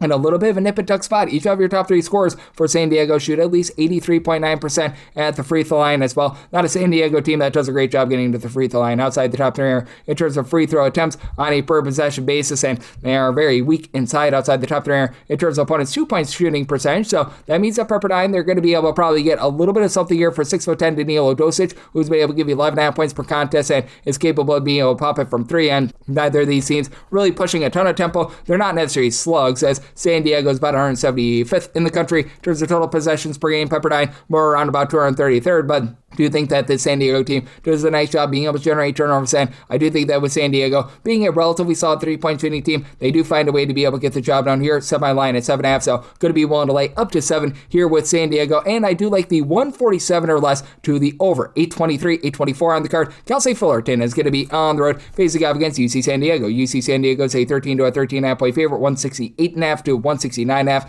is the total. Set San Diego as an 11.5 point favorite. So I'm going to be willing to take the 13 plus here with Fullerton. One thing that Fullerton is doing a really good job of, not allowing second and third chances. They are a top 90 team in terms of percentage of missed shots by opponents that do not become an offensive rebound. They allow opponents to grab about 26% of their misses as an offensive rebound. Meanwhile, for San Diego, more of a country average team, about 157th with that regard, but they're outside the top 240 with regards to being able to grab a second and third chance. And really, both of these teams are not grabbing a lot of second and third chances on the glass. So UC San Diego, they're about 278th in all of college basketball, and Cal State Fullerton, 334th. They are not doing a good job themselves of being able to give themselves those second and third chances, but it's a Fullerton team that's much better in terms of taking care of the ball than they were a season ago. Last year, they were just a complete mess with that regard, and this is still a Fullerton team that they leave something to be desired with their outside shooting. They're outside the top 235 with their 3-point shooting percentage, but Josh Ward is giving you 14.5 points. He shoots in the mid-30s from 3. Landon Seaman, he's been able to shoot 39.5% from 3, 13.5 points, 4 boards per contest, and this is just a really good collective effort. I mentioned how good they are on the defensive glass. Don't have a single guy that gives you over 5 rebounds per game, but 6 different guys give you at least 3.6 rebounds per game. They've got their tallest guy in Kendrick Del Luna, only give you about 2.5 rebounds per game, but he's still been a relatively nice post presence for this team. And for this Fullerton team, they do give up a lot from the outside. They're well outside the top 3 in terms of opponent's 3-point shooting percentage. And you do have a UC San Diego team that their specialty is being able to go bombs away from 3 points. For UC San Diego, they've got pretty much each of their top 5 scorers shooting at least 36.5% from 3 points. So aside from Boldengo, who's been able to give you about 10 points, 5.5 rebounds, good versatility there, but El Shulkin shoots 41.5% from 3. Leo Beth, he shoots 43.5% from 3 with 16.5 points per contest. You've got Aiden Burke, who's been able to give you 9.5 points per contest, so lots of good 3-point shooting with the UC San Diego team. And with San Diego, they do shoot overall about 36.5% from 3 points, but what I find to be very interesting about this UC San Diego team, their 3-point shooting percentage actually goes down at home. For UC San Diego, right now they've been able to shoot from 3-point range about 33% at home compared to 38% in a roadside court setting, and we are starting to see them regress a little bit there. They're still a top 100 team with regards to their 2-point shooting percentage, and they take great care of the ball, top 75 team in terms of fewest turnovers on a per possession basis, but you're going to have a little bit of tempo war in this game as well. San Diego, about 234th in terms of total possessions per game. Fullerton is just gunning it, 5th in the country in terms of total possessions per game. I think the Fullerton is going to realize that maybe they're playing a little bit too fast for their own good. It's at a total here of a 167.5, so like the under, and with Fullerton, I think that they hold up on the glass. I'm going to be willing to take anything of 12 plus with them. 825, 826 on the card. Long Beach State is on the road against UC Irvine. Zot, the Anteaters are a 10 to a 10.5 point favorite. Total on this game, it is 142 to a 143.5, and I did set Irvine as a 10.5 point favorite. Would be willing to lay up to 10 with them and not a half a point more for Long Beach State. This is a unit that has been looking to play a little bit faster than they have in past seasons. About 161st in the country in terms of total possessions per game. Last year number 1 under Chris Acker. They were playing very slowly, and Irvine has been actually a mid-tempo team. They're about 158th in the country in terms of total possessions per game. A lot of people think that they're a little bit of a slower team because, for one, they're very inefficient on the offensive side of things. This is an Irvine team that right now is 258th in the country in terms of points scored on a per possession basis, but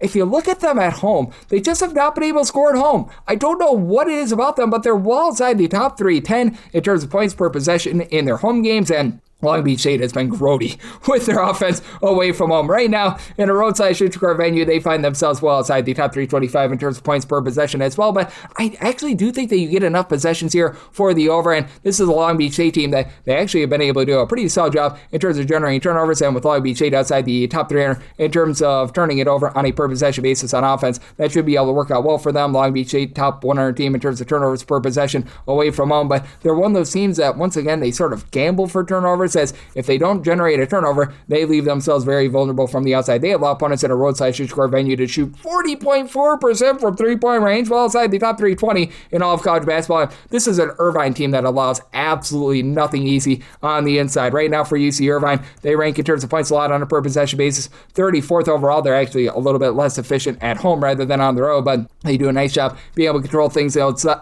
on the inside. And for this Irvine team, a big reason why is what you've been able to get out of Kyle Evans. Kyle Evans has been absolutely tremendous. He's been able to get the team right around about 3 blocks per contest, and with this UC Irvine team, they've been able to have 2 guys in Darren Sarin along with Jurian Dixon do a nice job of being able to headline things in the backcourt, combining for about 27.5 points per contest. Sarin 4.5 assists per game, not popping it well from 3. Dixon does shoot 44% from 3, and Irvine actually does shoot 35% from 3-point range. It's just been the turnovers that have been a little bit costly for them, and the fact that they shoot 66% free throw line. But with Irvine, they are allowing quite a few second and third chances as well, outside the top 250 in terms of defensive rebound percentage. And Peter Mistrovich, who comes over from Syracuse, he's been pretty solid down low, 14.5 points, 6.5 boards, shoots about 32% from 3. Problem is he is the lone guy on the roster that gives you over 3.2 rebounds per game. Derek Michael Xaviero has taken big steps back from past seasons. Rob Diaz is not giving you a lot in terms of versatility, though he is giving you about 3 assists per contest. And then you've had Gavin Sykesby, your top scorer, 37% three-point shooter. He's been able to give the team 18 points per game. Long Beach State is starting to clean up their act a little bit more with regards to being able to take care of the ball. And for this Long Beach State team, they've actually not allowed a lot of second and third chances as well. Even though they don't grab a lot of second and third chances in terms of offensive rebounds, this team, they are allowing teams to only grab about 27 or so percent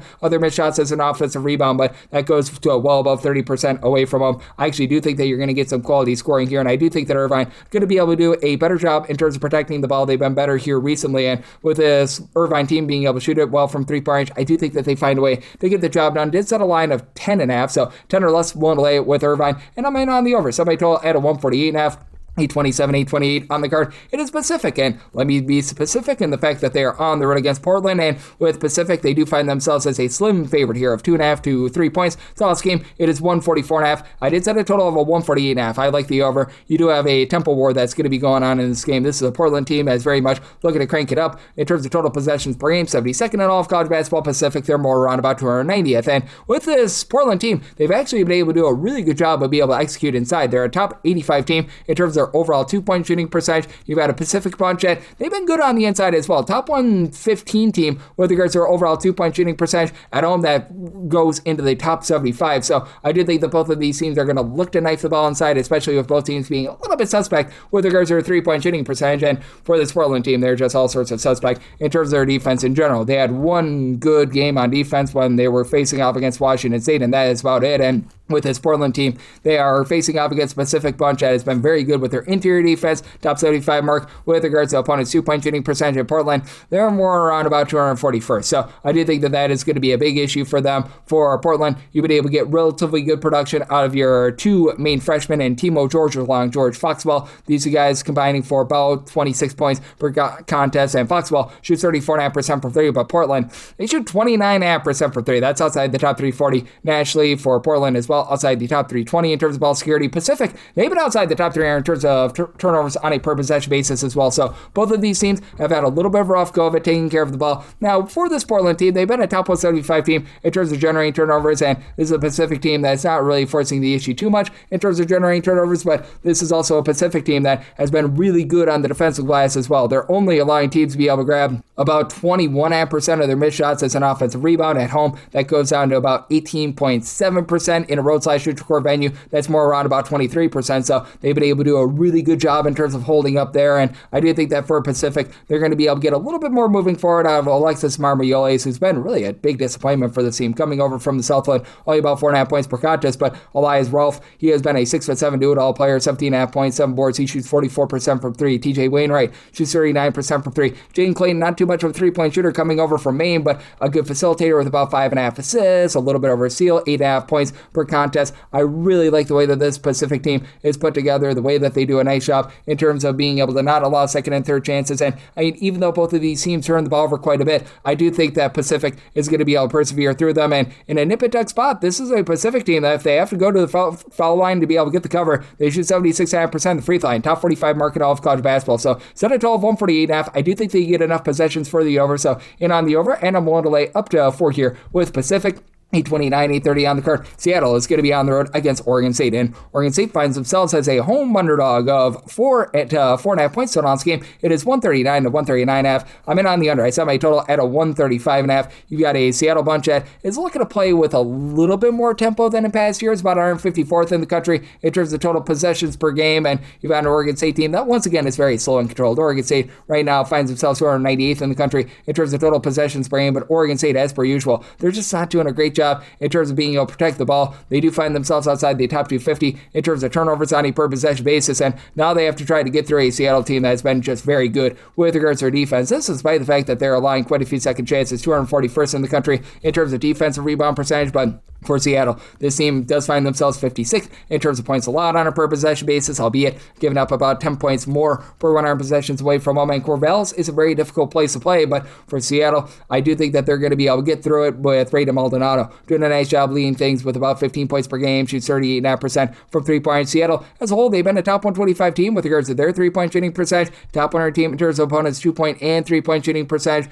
and they do a great job in terms of generating turnovers. This has been a top 50 team in terms of turnovers forced on a per possession basis, with Will Hembroit also doing a great job down low as well. He gives you 1.2 steals, but also 2.8 blocks, 13.5 points, shoots in the mid-30s from 3-point. John Suk-Yo, who comes over from Gonzaga, he's been able to give you double figures as well, and Oregon State just not going to be able to take advantage of the fact that Seattle does allow for some second and third chances, as Oregon State, outside the top 340 in terms of offensive rebound percentage, they grabbed 7.7 offensive rebounds per game. 7-footer Noah Ammenhauser is only grabbing 2.5 rebounds per game. You don't have a single guy in the roster that gives you over 4.5 rebounds per game. Josiah Lake, a guard, is giving you 4.5 boards, 13.5 points, 3.5 assists per game, and he shoots 39.5% from 3. And Oregon State as a whole, they do shoot above 36% from 3-point at home, but they're also outside the top 250 with regards to their own 2-point shooting percentage. They're outside the top 275 in terms of generating turnovers. I think that that's going to be a little bit of an issue, but again, you do have a really good home court venue here for Oregon State. Oregon State, when they get to the free throw line, they've been a top 50 team with regards to their free throw shooting percentage, and this is a Seattle team that in a nip-and-tuck spot, they shoot 71% the free throw line, just below country average there, and I do think that with Seattle starting to really cool down with regards to that 3-point shooting, that it's going to be a slog of a game, and I do think that Oregon State, even though they're not necessarily great on the glass, I do think that they do just enough to be able to hold in this game, so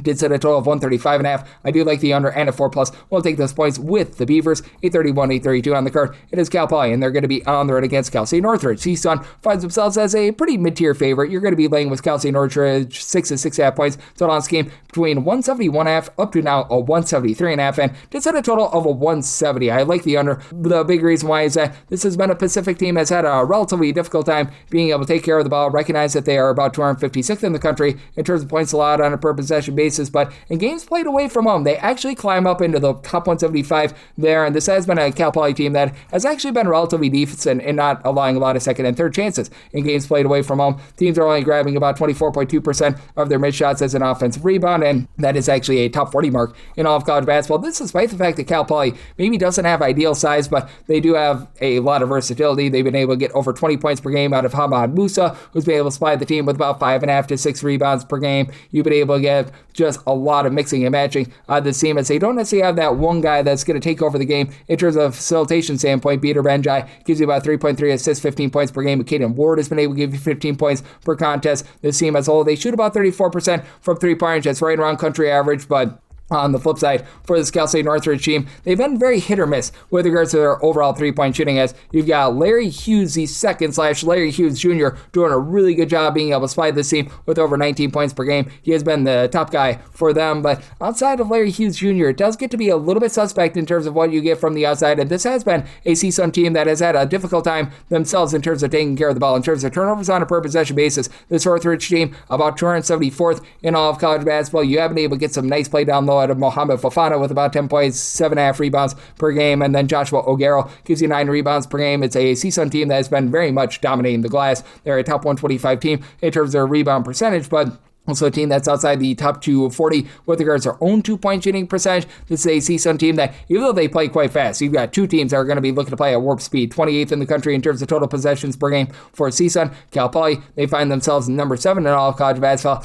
Not necessarily the most efficient offensive teams in the world, especially this CSUN team, as right now in terms of points scored on a per possession basis, they check in at 212th in all of college basketball, albeit they do average about 20 points more per 100 possessions at home rather than away from home. Cal Poly is about 256, but do think that in the end, Cal Poly does find a way to hold in there on the glass, and the sloppiness of both of these teams really costs you an over. So my line at 2, we'll take the points with Cal Poly, and I'm going to be in on the under as well.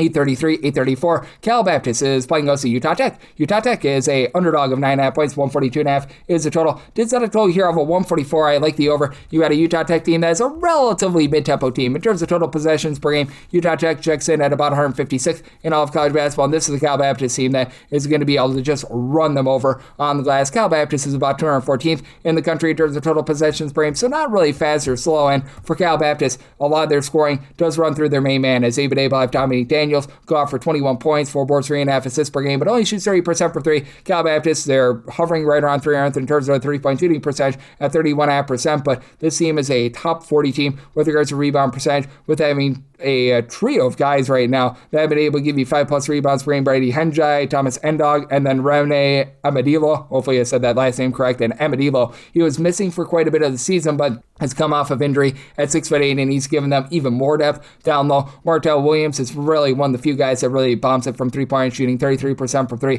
14 points, 4.5 rebounds per game. And this is a Cal Baptist team that has been outside the top 280 in terms of being able to take care of the ball. But Utah Tech, unlike in past years, they're just not really doing a lot in terms of generating turnovers, and this team has been just 210th in the country in terms of points scored on a per possession basis. They're much stronger down low than they have been in past years. Ethan Potter comes over from Utah Valley, has been a big reason why he's right now leading the team with 16 points, 7.5 rebounds per game, but the team only shoots about 32% from 3, outside the top 250 in all of college basketball there. To the credit of Utah Tech, they have been a top 100 team still in terms of turnovers on a per possession basis, and they are doing a good job with their perimeter defense. Top 125 team in terms of opponents' 3-point shooting percentage, but also a Utah Tech team that has been outside the top 200 with regards to their own rebound percentage, even with Potter coming in. You've got Noah Belonga, who's been able to give you 12 points, 6 rebounds, comes on over from St. Bonaventure to be able to give you a boost. But I mean, really the only other top 4 scorers that shoots above 29.5% for 3 is Deshaun Holt, comes over from Alabama and Georgia, 10.5 points, about 3 assists. He's been able to shoot 43.5% from 3-point range, but with the way that this Cal Baptist team does such a great job on the glass, and with this Utah Tech team also being outside the top 240 in terms of ball security, I do think that Cal Baptist does find a way to be able to persevere in this spot. I did set them as a favorite of 10 points, and I did set a total of a 144. I do think the Cal Baptist does just enough to be able to find some looks from 3 to be able to get you the over, so 1 lay up to 9.5 here with Cal Baptist, and in on the over as well. 835, 836 on the card. You've got Oregon playing us to Ohio State. The Ohio State University finds themselves as a 2.5 to a 3.5 point underdog. Total this game between 152.5 to 153.5. Made by total a 153.5, so at a 153 or less, I am going to be looking at the over, but I actually set Ohio State as a favorite. I'm going to be willing to take a shot on them outright on the money line. This Ohio State team is just doing a really good job of executing down low. They are 7th in the country in terms of their 2-point shooting percentage, and in terms of points scored on a per possession basis, 33rd in all of college basketball. It's been able to travel relatively well. It does drop off a little bit away from home, but still top 55 team with that regard. And for this Oregon team, they're just very, shall we say, mediocre in so many different aspects. They're about 109th in terms of points scored on a per possession basis, 141st in terms of points allowed on a per possession basis. One thing that they do well is be able to grab second and third chances. They've been a top 25 team in terms of offensive rebound percentage, and Ohio State is outside the top 140 with that regard, but you've been able to get relatively good production just up and down the boulevard from their backcourt, as it has been incredible what we've been able to see out of Bruce Thornton. He's able to give the team 20 plus points per contest. He's been shooting for much of the season above 40% from three-point range, still about 44% as we go into this game on Thursday. John Mobley shoots 40% from three, 14.5 points per contest out of him, and Ohio State, they do a nice job taking care of the ball, top 85 team in terms of fewest turnovers on a per possession basis, while Oregon is well outside the top 175 with that regard, and Ohio State does not allow good looks from three-point range. Teams are shooting just 29.8% from three-point range against them. That's a top 50 mark in all of college basketball, and for Oregon, they've been a country average team with their three-point shooting percentage, and they're outside the top 200 with regards to that two-point shooting percentage, despite the fact that you've got the 7-footer Nate Biddle, give you 17.7 boards, 2.5 blocks per contest, and he does shoot 36.5% from three-point range. Jackson Shellset has been all sorts of banged up all throughout the season as well, and that's been hurting this team as he began the season with a little bit of an injury. So TK Simpkins, who comes over from Elon, is 12.5 points, 42% three-point shooting. That's had to really reign supreme, but for Shellset, we last saw him prior to the turn of the new year, and even if he plays in this game, he's going to be far from 100%, and then you've been able to have Kawan Evans be able to give you about 13.5 points, 8 rebounds per game, but he's a guy that it feels like can sometimes be a little bit of a liability defensively, as this is a group that is outside the top 125 in terms of opponents' two-point shooting percentage. I do think that Ohio State is going to be able to exploit that, find a way to get the job done. I do think that for Oregon, they're going to be in a game that's going to be involving a little bit of late game fouling, and with this Ohio State team, they've been able to do a solid job shooting 78.5% the free throw line. That is a top 12 mark in all of college basketball. I think that gets them the win in this spot. So I did set Ohio State as a 3.5 point favorite. I like them on the money line. I'm also on the over semi-total at a 153.5, 837, 838 on the card. San Francisco is going to be on the road facing off against Loyola Marymount. Loyola Marymount finds themselves as a slim favorite here. You're going to be laying 1.5 points with them. Total is between 140.5 to 141.5, and I do like this total under. I did set my total at 135.5, and for Loyola Marymount, willing to lay the number. I set them as a 5.5 point favorite. This Loyola Marymount team has just been very good defensively. Top 65 team in terms of points allowed on a per possession basis. Top 40 team in terms of opponents' 2-point shooting percentage. While you do have a San Francisco team that has been okay with their offense. 144th in terms of points per possession, but they average 14.1 points fewer per 100 possessions away from them rather than at home. And for San Francisco, Mookie Cook, who stands right around about 6'6", 6'7", former top 75 recruit of Oregon, he's been rock solid. He's been able to shoot over 40% from three-point range. Right now, he's supplying the team with about 10.5 to 11 points per contest, but Ryan Beasley, it's just not necessarily been the three-point shooter that the San Francisco team was hoping for, shooting in the low to mid-30s from three-point range, and San Francisco just does not generate any turnovers whatsoever. Right now, they are outside the top 3 in terms of turnovers forced on a per possession basis, so that means that you're going to get plenty of clean possessions for a Loyola Marymount team that they're neither here nor there in terms of their outside shooting, but having MJ Amy out there being able to give you 14 plus points per contest, and now one of their main guys in Jan Vide, who is missing due to injury for like 5 or 6 games, that is going to be very paramount for them, as Vide has been able to shoot 40 plus percent from 3-point. Just a Loyola Marymount team that they're about country average in terms of generating turnovers, and they can be a little bit fragile with regards to their outside shooting defense, but that said, this is a San Francisco team that, despite the fact that they take a lot of threes, about 47 or so percent of their shots come from 3-point range, they're just not necessarily overly impressive with that regard, and for this Loyola Marymount team, I do think that they're going to be able to do a relatively solid job in this regard in terms of being able to keep things clean, and I do think that Loyola Marymount is going to be able to beat San Francisco at their own style. San Francisco is very much looking to slow things down. They're about 300th in the country in terms of total possessions per game. It's a Loyola Marymount team that they're a little bit more of a mid-tempo team. They're 11th in the country in terms of total possessions per game, but I do think that defense wins out in this ordeal, so I did set Loyola Marymount as a favorite of 5.5 points. I'm going to be willing to lay the number, and like the under, I did set my total at a 153.5. This is last game on the normal Las Vegas betting board before we hit the extra games. This is 839, 840. You've got Santa Clara. They're going to be on the road facing off against Gonzaga, and Gonzaga is a 14.5 to a 15.5 point favorite. Total opened up when I was doing this at a 167. Now we're down to about a 164.5 to a 165.5, and even with the total going downward,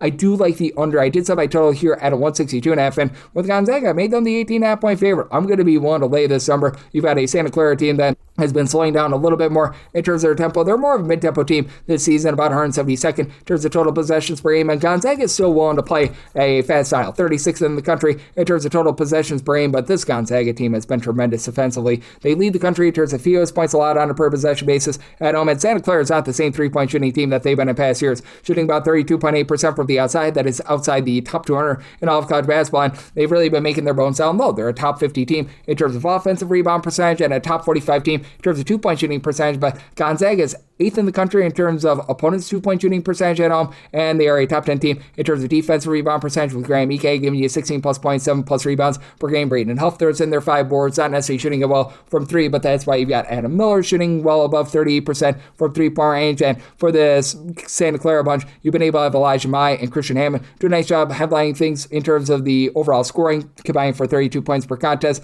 Both guys give you combined about 5.5 assists per game. They don't turn the ball over a ton. Santa Clara as a whole, they're about a country average team in terms of taking care of the ball, about 12 turnovers per game, and they've actually been a top 65 team in terms of turnovers forced on a per possession basis as well. And down low, Oboye has been able to shoot 78% on his 2-point shot, so he's been very good there. 8.5 points, about 4 rebounds per game, but I just don't think that they stand up to this Gonzaga team. They've just got so many ancillary pieces like a Jalen Worley that's not going to give you a ton of scoring, but Worley is able to throw in there like 5.5 boards, pair of assists per contest. Braden Smith, 4.8 assists while only giving you about 6.1 points per game. Does a good job of being able to get others involved. Mario Saint Sapri, he's been able to shoot about 47.5% from 3. This is a Gonzaga team that's very complete and just rock solid on defense. So set a total of 162.5. I like the under animal and lay with Gonzaga, and now we hit the extra games. The normal betting board picks are complete, but there are some extra games today, so we go into the bonus. 306-523, 306-524. Chicago State is going to be on the road against Fairleigh Dickinson. Fairleigh Dickinson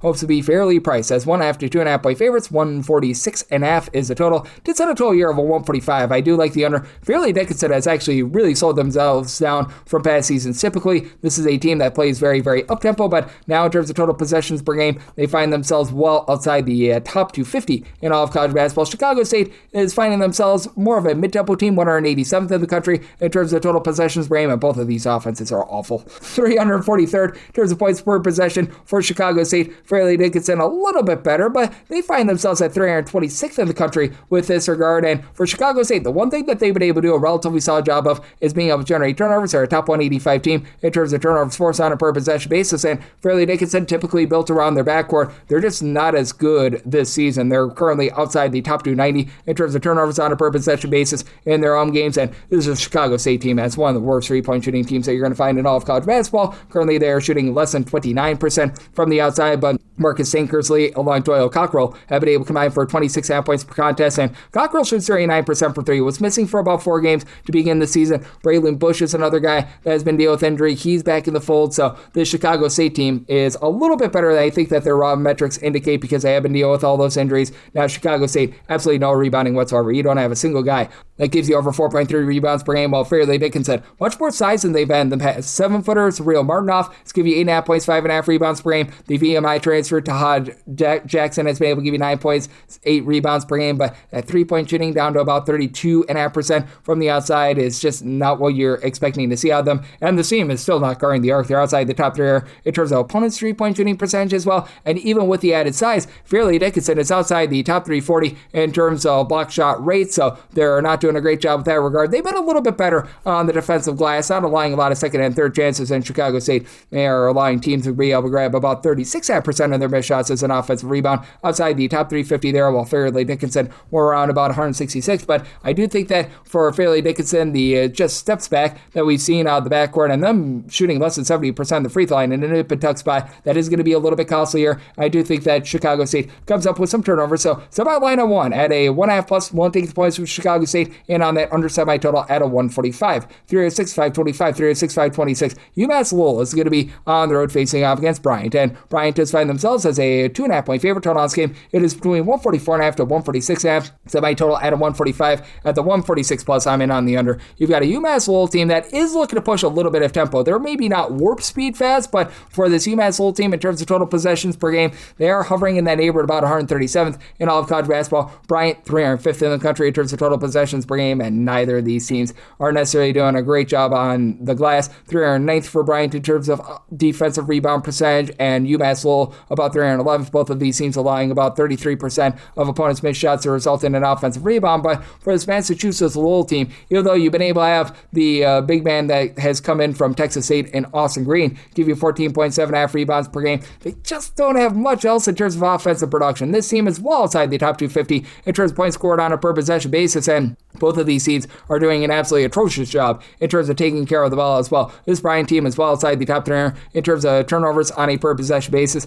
UMass Lowell, right now, they find themselves about 337th, and in a road/shootout venue, they turn the ball over on 22.1% of their possessions. That's outside the top 345 in all of college basketball. I think that that's going to be costly for them, and I do think that Bryant has a little bit of upside. This is year number 1 under Jamie Christian, who I actually respect quite a bit as a coach. You've got Timothy Radulski, who's able to give you 11.5 points, 4.5 rebounds per game for this Bryant team. They've actually been relatively okay with their defense. They're a top 200 team with regards to opponents' 2-point shooting percentage, about a country average team. In terms of opponents' 3-point shooting percentage, they just have been getting blasted on the glass. But for Bryant, I do think that Ty Tables, who's been able to give you 9.5 points, 3.5 assists per game, starts to step up a little bit more in the backcourt. And Aaron Davis being a 41% 3-point shooter, I think that that's big. While on the flip side, for this UMass Lowell team, JJ Massaquoi has been able to give you 10 points per game. He's only shooting, though, about 16% from 3. And outside of Daryl Yepto, who shoots 39.5% from 3, you don't have a single one of your top 5 scorers shooting above 31.1% from the outside. Even with late game fouling, I don't think that you get enough for the over. I mean, on the underside, I told 145 and willing to lay up to 2.5 here with Bryant. 306-527, 306-528. Maine is on the road against UMBC. UMBC finds themselves as a pretty good-sized favorite here of 7.5 to 8.5 points. Dawn's game, 133.5 to 134.5. Don't have as big of a differential as Tanner, but I am going to be willing to lay with UMBC. I did set them as an 8.5 point favorite for UMBC. They've been able to step it up a little bit more with their defense, and they've really slowed it down for past years. So typically, UMBC plays too fast for their own good. They're now about 232nd in terms of total possessions per game. Maine is 343rd in the country, and this is a Maine team that's just been really bad on offense. 360th in terms of their ball security. They turn the ball over on over 22% of their possessions, and if you look at points per possession, Maine 362nd in the country. They actually score more per possession. They score about 14 points more per 100 possessions away from home rather than at home, and I do think there's a little bit of positivity for them. Ace Flagg is certainly not his brother Cooper. He's been giving you less than 8 points per contest, and on the flip side for UMBC, you got the best 2 scorers in this game. Jalile King has been able to give you 15 points, 4.5 boards from 3-point range. He only shoots about 26% from 3, but DJ Armstrong, he shoots 43% from 3 with 13 points per game, and UMBC has become once again a top 125 team in terms of their 3-point shooting percentage at 35.5%, and this has become a top 225 team in terms of opponents' 2-point and 3-point shooting percentage. UMBC is not going to give themselves second chances. They are well outside the top 275 in terms of offensive rebound percentage, but it's not like this Maine team is doing a great job down low. They are well outside the top 330 in terms of offensive rebound percentage. As a matter of fact, they're well outside the top 325 in terms of overall rebound percentage because you don't have a single guy in the roster that gives you over 5 rebounds per game. TJ Beal has been their main guy, 11 points, block and a half, 5 rebounds per game, and he does shoot about 32.5% from 3. Team as a whole, they shoot about 31% from the outside. That's in the neighborhood about 300th in all of college basketball. And for Maine, they're still a relatively okay team in terms of generating turnovers, top 125 team in terms of turnovers forced on a per possession basis. They're not the world's worst team in terms of guarding the perimeter. They are well outside the top 250 in terms of opponents' 2-point shooting percentage, but their line teams only shoot about 30.5% from 3. That ranks in the top 50 in all of college basketball. So the Maine defense, I actually think, holds up here, but the offense just gives you a big, giant nothing burger. I do think the UMBC finds a way to persevere, get the job done, and UMBC, it feels like they're starting to play a little bit more up-tempo. And again, I think that Maine is doing for a little bit of positivity on offense. I said my total 134.5, so out of 134 or less, I'm in on the over, and with UMBC, I'm going to be willing to lay up to 8 with them. 306-529, 306-530. Austin Peay is going to be on the road against Florida Gulf Coast. Florida Gulf Coast, a slim home favorite here of 3.5 points, 152.5 is the total. I like Austin Peay outright on the money line. I did set them as a 2.5 point favorite. You got an Austin Peay team that is really not going to play super duper fast or slow. In terms of total possessions per game, about 115th. Florida Gulf Coast has really cranked up their tempo. They're now 53rd in the country in terms of total possessions per game, but they've slowed themselves down recently, about 5 possessions per game fewer in their last 3 games. It feels like conference play. They're starting to realize, hey, maybe we've been playing a little bit too fast, as Dunk City has been a relatively good 3-point shooting team. They shoot as collective over 35% from 3. That has been a top 125 mark in all of college basketball, but now they go up against an Austin Peay team that's been really good defensively, especially in games that have been played away from home. For Austin Peay, they're a top 35 team in terms of turnovers forced on a per possession basis in a road/shootout venue. For Austin Peay, they're overall 26th in terms of points allowed on a per possession basis away from home, and with this Florida Gulf Coast team, they have been really struggling struggling with regards to their defense outside the top 280 in terms of points allowed on a per possession basis. Now, this awesome B team not necessarily as fearsome on offense as you're going to find with Florida Gulf Coast, as J.R. Konsinski, very complete player, 15.6 boards, shoots 35.5% for 3, and Ramir Barno has been able to shoot 40.5% for 3. He supplies 13 points and does give out about 5.5 assists per game. Florida Gulf Coast, neither here nor there with regards to taking care of the ball, about a country average team with that regard, and it is a Florida Gulf Coast team that is a top 160 team in terms of percentage of their missed shots that result in an offensive rebound, but this has been an awesome B team that has been a country average team with regards to rebounding. You've been able to have a pair of guys in Colin Parker along with Rasheed Marshall give you 6 rebounds per game, and Marshall just got off to a slow start to the season. He's really been able to elevate this team down low, and then Zaire Collins, 2.2 steals, 13.5 points per game, and then you got the versatility Tate McCubbin. He's right around about 6'8", shoots 33% from 3, 5.5 boards, 11.5 points, nearly 2 steals per contest. I think that this awesome P team just does a great job holding up defensively. Offense has been a little bit shaky outside the top 150 in terms of points per possession, but I think that they generate those turnovers, keep things a little bit more lower scoring, and find a way to get the job done, especially with this awesome P team coming in recently, doing a nice job with regards to their defense. Sans that game against North Florida has been all sorts of airbrain and crazy. They have now given up, I believe, 75 points or fewer in 4 out of their last 5 games. So I do think that this is going to be a little bit of a lower scoring game. Set awesome P as a 2.5 point favorite. I like them on the money line, and I'm in on the under semi-total at a 150.5, 306, 531, 306, 532. Central Arkansas is going to be on the road against Bellarmine. This was opening up as a pick 'em in a lot of spots. Right now, Bellarmine has gotten out to be a 1.5 point favorite in most books. I saw 1 or 2 books that said Central Arkansas is that slim 1 point favorite. Total is 156.5. I'm going to take Central Arkansas on the money line. I set them as 1.5 point favorite, so I would be willing to lay up to 1 with them. This is a Central Arkansas team that's still looking to play relatively up tempo, not necessarily warp speed fast, but about 122nd in the country in terms of total possessions per game. And then you've got a Bellarmine team that they like to play slow and controlled. Bellarmine, in terms of total possessions per game, they are well outside the top 275 in all of college basketball, but with this Bellarmine team, pretty efficient on offense, a top 150 team in terms of points scored on a per possession basis, but they are back outside the top 330 in terms of points allowed on a per possession basis. They allow teams to shoot 37.8% from 3. Now, that's not necessarily the forte of Central Arkansas. Central Arkansas is looking to pile drive the ball a little bit more inside as they only shoot about 32.5% from 3-point range as collective outside the top 250 nationally, but Central Arkansas has actually been a top 150 team in terms of defensive rebound percentage. Ty Robinson, 14.5 points, 5.5 boards. That's been a big part of that. And Cameron Hunter coming back after he was the top scorer for the team many years ago. Didn't get any playing time at Wisconsin, dealt with some injuries. 17 points, steal and a half per contest. That's been big for a Central Arkansas team that all of a sudden is a top 150 team in terms of turnovers forced on a per possession basis. Bellarmine, not the world's worst team in terms of taking care of the ball, and they run things through their transfer from William and Marion Jack Karazinski. He's someone that's saying 6'7", 21.5 points, 5.5 boards, shoots 43% from 3. And Bellarmine as a whole, they are shooting about 35.8% from 3-point. That's the top 125 mark in all of college basketball. And when they can get to the free throw line, they shoot over 78% of the free throw line. That's the top 10 mark in all of college basketball. But again, they just get completely lit up on defense. They are now well outside the top 350 in terms of opponents' 2-point shooting percentage as well. So that's a little bit of an issue. And with the way that the Central Arkansas team does a nice job of guarding in the outside, they are a team that is still very vulnerable on the inside, 345th in the country in terms of opponents' 2-point shooting percentage. Meanwhile, they have been allowing teams to shoot from 3-point range only in that neighborhood of about like 31.5% from the outside. They're a top 130 mark in all of college basketball there, and this is a Bellarmine team that they're very content to be going bombs away from 3-point range with the way that they do shoot 36% from 3. I do think that Central Arkansas does find a way to get the job done, and even though it's going to be a slower game, I do think that it's going to be a very efficient offensive game that could be involving some late game fouling. So somebody told 159.5, like the over, and I do like Central Arkansas as a slim underdog. All right, on the money line, 306, 533, 306, 534. North Alabama is going to be on the road against Eastern Kentucky. Eastern Kentucky, 6.5 point favorites. Total on this game, it is 148.5, and for Eastern Kentucky, I only made them a 4.5 point favorite. I'm going to be willing to take the points. North Alabama, for me, has been a very disappointing team this season, but Eastern Kentucky, not generating turnovers the way that they have in the past. They're not necessarily the world's greatest 3-point shooting team. It's a North Alabama team that has been relatively okay in terms of guarding the country average team, in terms of opponents' 3-point shooting percentage. And Eastern Kentucky, as per usual, they are getting lambasted from 3-point range. They're allowing teams at home to shoot over 37% from 3-point range. That is well outside the top 275 nationally. And for Eastern Kentucky, this is still a team that's going to be able to have a nice leg up with regards to grabbing offensive rebounds, but they allow a lot of teams to be able to grab their own second and third chances. And with Cornelius Williams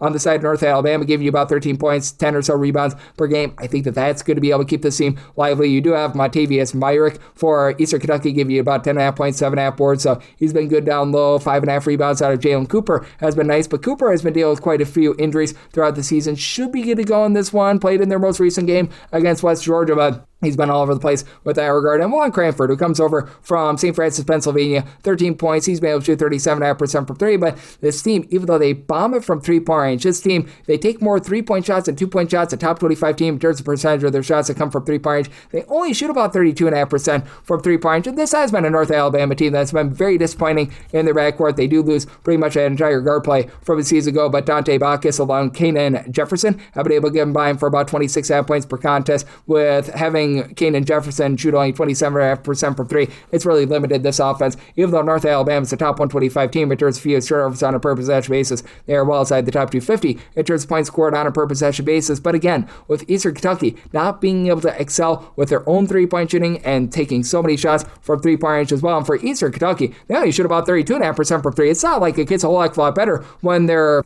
at home. I do think that North Alabama going to be able to hold up in this spot. I do think that those bricks will actually result in some second and third chances, and I do think that you're going to be just close enough for a late game following North Alabama, about 69% free throw shooting team. Eastern Kentucky, more around about 71.5%, but both of these teams relatively pedestrian there, but I do think that you get just enough possessions in this game for the over, especially with Eastern Kentucky in terms of total possessions per game, checking in right in that neighborhood of about 153rd in the country, but they do crank it up a little bit more at home. So semi-total 115.5, I like the over, and I'm going to be willing to take 5+ here with North Alabama. 306, 535, 306, 536. West Georgia is on the road against North Florida. North Florida, the mighty Osprey, our home underdog of 2.5 points. 167.5 is the total. I saw West Georgia as a 6-point favorite. I'm going to be willing to lay the number. North Florida, once again, cranking up their tempo. Total possessions per game, they are about 40th in all of college basketball, but all of a sudden, this is a West Georgia team that has really been playing a little bit faster as well. West Georgia, about 61st in the country in terms of total possessions per game, and West Georgia is right now shooting 36% from three-point range in a road/switch court venue.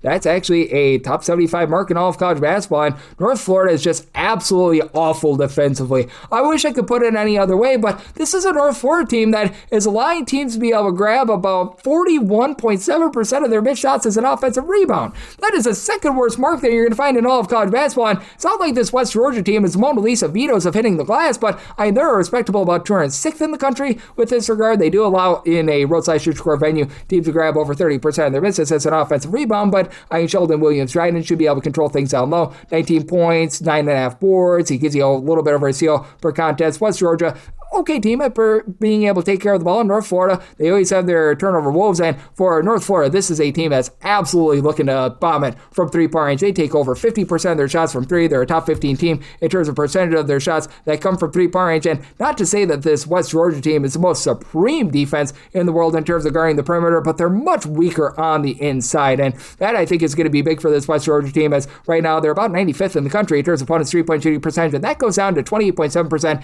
in a roadside-switch court venue. So Cameron Oriole, he gives you 18.5 points, 3.5 assists, shoots 43.5% from three. He'll be a little bit more neutralized. Dalton Gaiman, 9.5 points, he shoots 38% from three-point, neutralized as well. And for this North Florida team, they just don't do a great job in terms of giving themselves second and third chances outside the top 3 in terms of offensive rebound percentage. They're also outside the top 275 in terms of taking care of the ball. I think that West Georgia going to do a nice job of being able to guard the perimeter. I think that helps you out with the under as well. So my total at a 166. So like the under, and I'm going to be willing to lay it with West Georgia. 306.5, 37, 306.5, 38. Queens NC is on the road against Jacksonville. Jacksonville, home underdog of 3.5 points. 157.5 is the total. I did set a total here of a 153.5. I like the under. You have a Queens NC team that is incredibly inefficient on defense. They're well outside the top 3 in terms of points allowed on a per possession basis, and 357th in terms of opponent's three-point shooting percentage. But this is a Jacksonville team that just has not been able to get a lot going on offense, and Jacksonville is 344th in the country in terms of opponent's three-point shooting percentage. They allow opponents at home to shoot 61.9% from three. Now, that is going to be reversing course a little bit more. That is not going to be withstanding, but Jacksonville about 296th in the country in terms of total possessions per game. I have a Queens NC team that right now they are more around about 91st in the country, so they're fast, but they're not necessarily warp speed fast. But for Jacksonville, just where are you going to be able to find that go-to score? Right now, you've only got one guy that gives you over 10 points per contest in Jalen Jones, and that's 10.6 points and 2.5 assists per game. This Jacksonville team as a whole, about 33% from three-point range, outside the top 200, but not necessarily the world's worst. But they also inside or outside the top 275 in terms of opponents' two-point shooting percentage. This is a Jacksonville team that should be priding themselves on defense. They're outside the top 250 in terms of turnovers forced on a per possession basis, and I recognize that this Queens NC team is just getting absolutely wrecked in terms of their defense, but this is a bunch that they do shoot about 35% from three-point range. That does go outside the top 275 in terms of roadside shoot score venue. They shoot less than 30% from three-point range away from home, but even with that, this team has been very efficient on offense. Top 60 team in terms of points per possession. Again, they actually average more than 30 points fewer per 100 possessions away from home, and that's a big reason why I am in on this total under. But even with Queens NC taking a big fall off when they're away from home with their offense, you still are going to have the best players on the floor in this game. To see your man, 14.5 points, 5.5 rebounds per game. You'll have Berman. He's been able to give you 11 points per game. And Berman, last year, shot over 40% from three, down to 26% this year. Should see some positivity there. Chris Ashby, about 38.5% three-point shooting, 12.5 points per game. And Queens NC does a nice job being able to take care of the ball. Top 175 team in terms of fewest turnovers on a per possession basis. Outside the top 300 in terms of generating turnovers, but I think that this is going to be a slow and controlled game. And with this Jacksonville team, with them just not necessarily having as much on the inside as what you'd expect, and this being a Jacksonville team that they just are not really finding that go-to score. You've got Donovan Rivers, who gives you 5.5 rebounds per game, lone guy that gives you over 4 rebounds per game. I think the Queens NC gets the job done. I'm willing to lay up to 5 with Queens NC, and on the under by total at a 153.5, 306, 539, 306, 540. New Hampshire is going to be on the road against NJIT. NJIT finds themselves as a home underdog in this spot of 1.5 points, 136.5 to 137.5 is the total, and for New Hampshire, I did set them as a 2.5 point favorite. I'm going to be willing to lay up to 2. This is a New Hampshire team that has been a relatively mid-tempo team, about 218th in the country in terms of total possessions per game, and NJIT, they're typically looking to slow things down a little bit more. They're more mid-tempo this year at about 203rd, but neither of these teams are executing on offense. We talked about it with Tanner, New Hampshire, 354th in the country in terms of points scored on a per possession basis, and NJIT is 352nd. So good old situation of something's got to give, but I do believe that this New Hampshire defense is quite a bit better. I was expecting a little bit more from this NJIT team down low, and Ari Fulton has been able to give you 7+ rebounds per game, but they're well outside the top 320 in terms of their overall rebound percentage, and not that New Hampshire is amazing. They're outside the top 250 themselves, but they've been able to get Belil El-Shakiri to be able to give you 10.5 points, 7.5 rebounds per game. They get about 5 boards per contest out of John Squire, who comes over from the West Coast, only about 4.5 points per game, and for New Hampshire, not necessarily great at executing down low. They're outside the top 3 in terms of their own 2-point shooting percentage, but they're a relatively solid perimeter defense, top 225 team in terms of opponents' 3-point shooting percentage, and they're also doing a better job of being able to take care of the ball. About a country average team with about 11.5 turnovers per game. This is an NJIT team that they turn the ball over 14 times per game. That is outside the top 300 in all of college basketball, while also being outside the top 300 in terms of their 2-point and 3-point shooting percentages. It's an NJIT team that last year was actually pretty good at guarding the perimeter. They're now outside the top 250 with that regard as well. They do an okay job in terms of keeping teams off the free throw line, but they themselves don't get to the free throw line, and David Bolden has had to be the top scorer for this team, 12 points per contest, shoots 31.5% from 3, and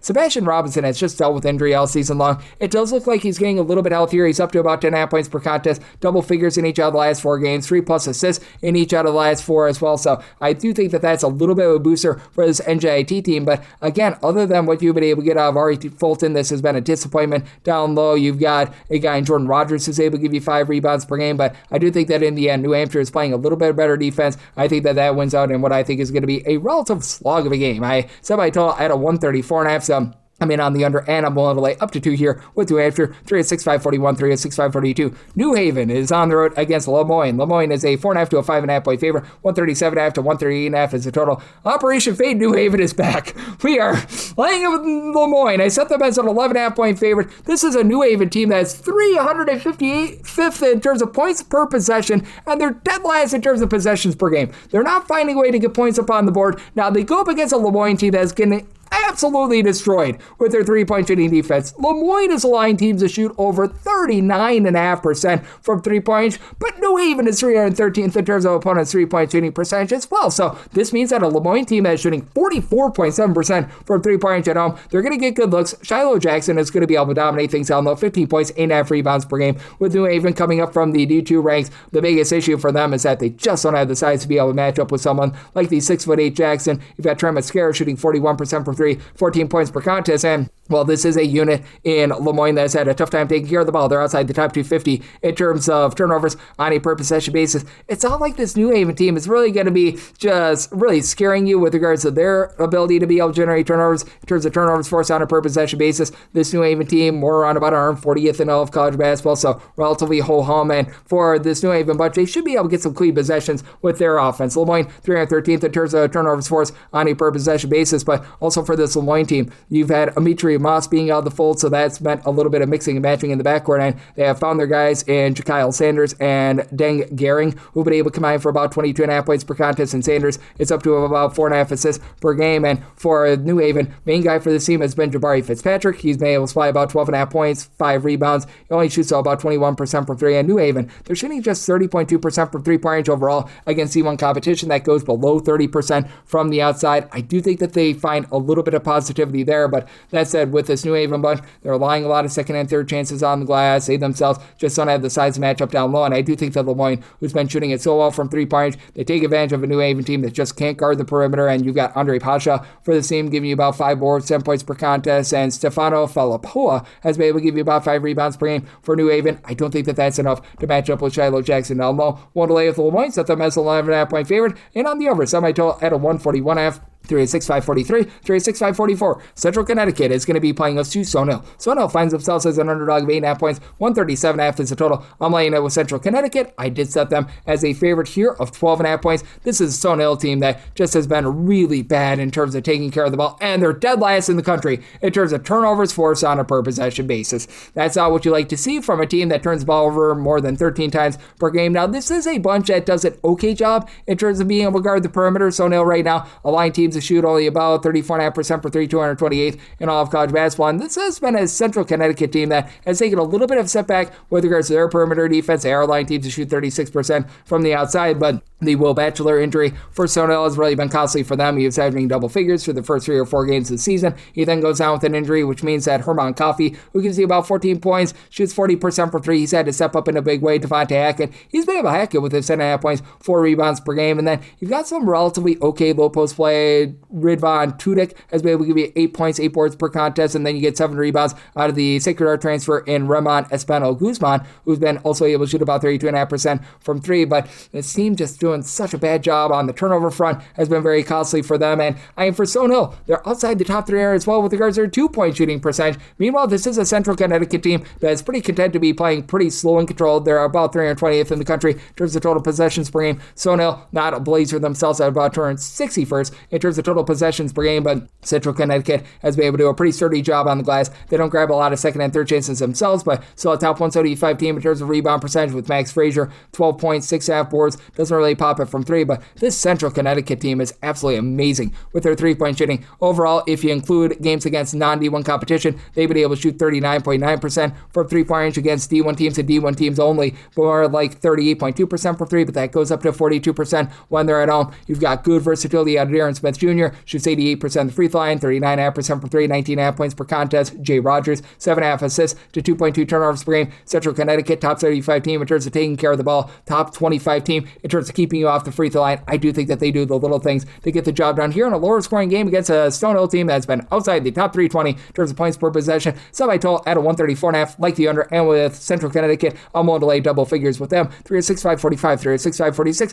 Mercyhurst is on the road against Long Island. Long Island, 8.5 to 9.5 point favorites, 142.5 is the total, and with Long Island, I set them as an 8.5 point favorite. So a 9+, I'm going to be 1/8 the points with Mercyhurst. You've got an LIU team that is looking to push some tempo, 116th in terms of total possessions per game. Mercyhurst, 353rd. So Got a nice little bit of a tempo war there. And for this LIU team, they've been able to heat up quite a bit with regards to their three-point shooting. As of right now, they do find themselves in that neighborhood about 33rd in terms of their three-point shooting percentage, going up to 45.9% at home. I do think that that's going to be tapering off quite a bit. And the big thing for this LIU team, they do need to do a better job of being able to take care of the ball. In terms of turnovers per possession, 326th in all of college basketball. You've got a Mercyhurst team that they're doing the little things well. They're a top 150 team in terms of taking care of the ball with Mercyhurst. This has been a squad that they themselves have been pretty solid in terms of generating turnovers, top 125 team with that regard. And for Mercyhurst, in terms of their perimeter defense, they do allow opponents to shoot about 34% from three. That's a top 225 mark in all of college basketball. Well, this is an LIU team that has been more around about 193rd. They allow teams to shoot 38% from three at home. Again, small sample size. I do think that that's going to be ironing out a little bit more. And for Long Island, you just really have a big three with this team. Greg Gecko-Gordon, he was really good over at Iona a few seasons ago. He's been able to come in. He's been able to give you 14.5 points, shoots in the mid-30s from three. Jamal Fuller shoots 49% from three, 16 points, 5.5 rebounds per game. And then Malachi Davis, 16 points, 3.5 assists per game. But you just aren't getting as much out of Cedric Lassou down low this season, only about 4 rebounds per game.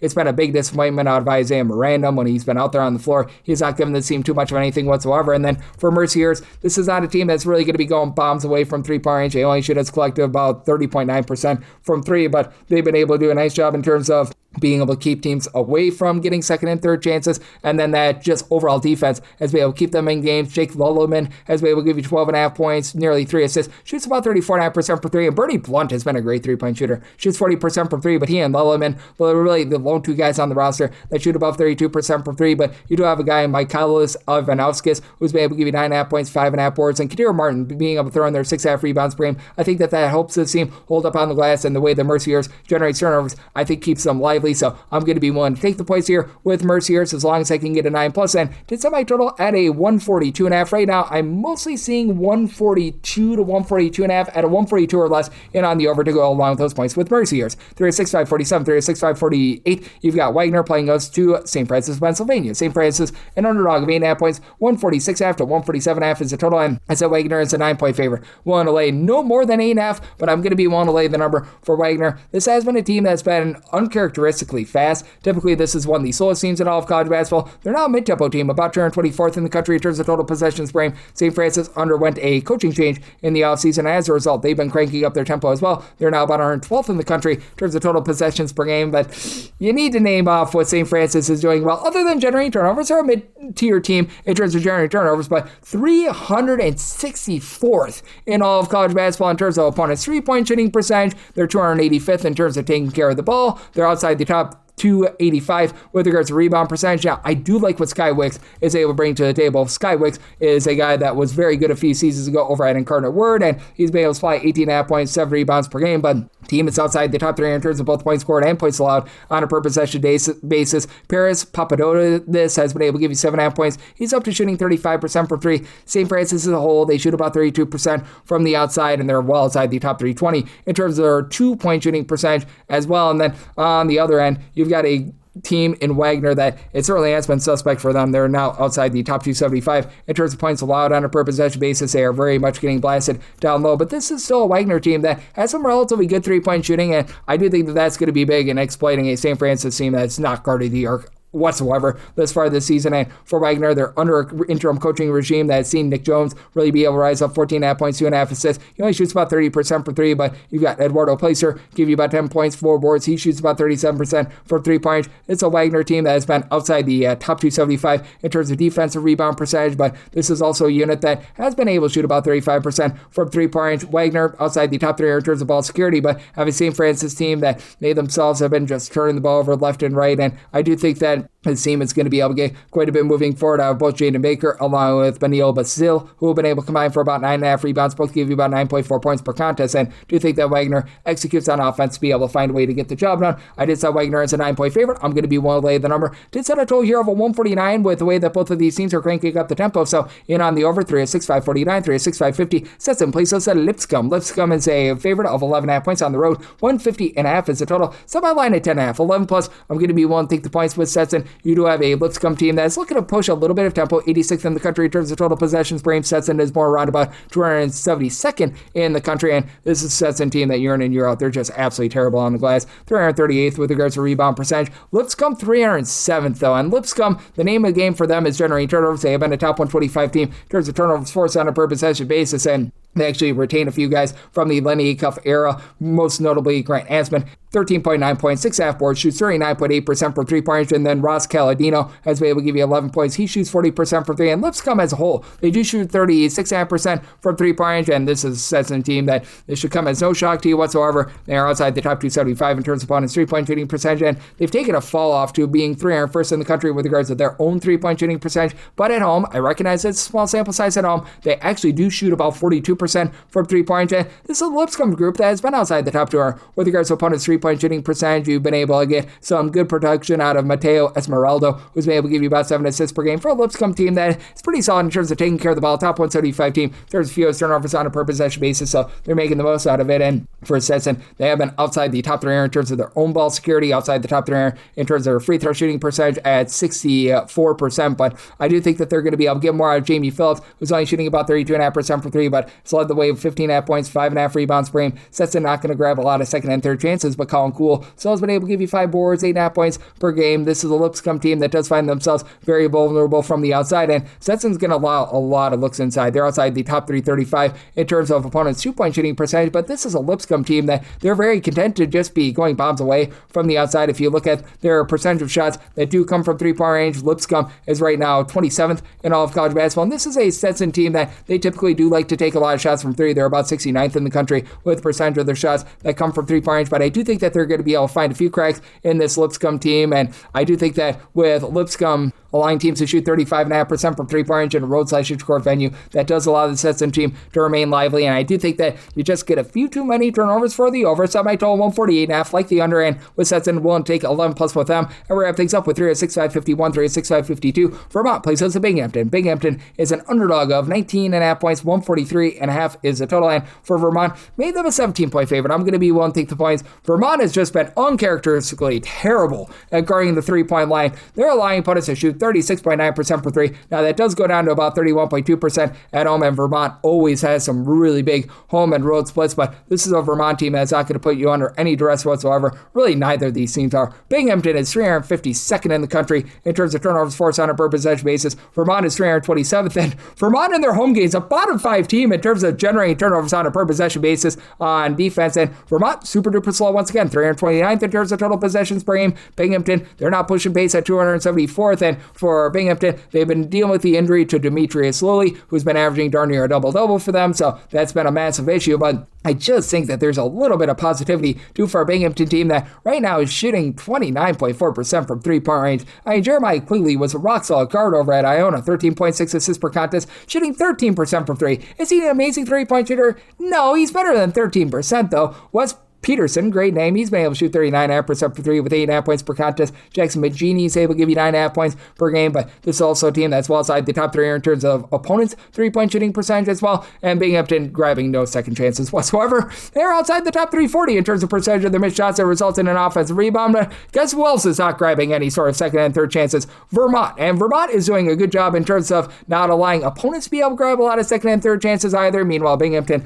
they are allowing a lot of second and third chances. They are outside the top 140 in terms of defensive rebound percentage. You've got a Vermont team that they're actually number 10 in all of college basketball. They're allowing teams to only grab 21.8% of their misses as an offensive rebound. But even though you've got Gus Yeldon, who's been really good for this team, about 17.5 points, 4.5 boards at 6'7". He's right now shooting 35% from three. And then you've got the TJ Long, TJ Hurley. They combine to shoot just below 36% for three between the two of them, 27.5 points per game, and they shoot a combined 90% at the free throw line. I do think that Vermont, just with the way that their perimeter defense is so bad and the way that they don't put you under any pressure whatsoever, that allows this Binghamton team to hold in there, and it's going to be a low possession game. I think that's going to be a very efficient scoring game, though, as this has been a Vermont team that when they've been at home, they've been one of the best teams in terms of being able to put points up on the board in terms of points scored on a per possession basis. I recognize that Binghamton is right now outside the top 300, but you do have a Vermont team that right now is hovering in that neighborhood about 90th at home. That does go into the top 85 as well, so I do think that you get some good offensive efficiency here, like the over and I'm going to be one take the points with Binghamton, and that wraps things up for the Thursday edition of Coast to Coast Hoops, now part of the VSiN family of podcasts. Big thanks to Tanner McGrath. He does such great work over at Action Network. He joined me in the last segment. If you do like what you're hearing from this fine podcast, Coast to Coast Hoops, you're able to subscribe wherever your podcasts, Apple Podcasts, Google Play, Spotify, Stitcher, and TuneIn. If you have a question, comment, segment idea, what have you for this podcast,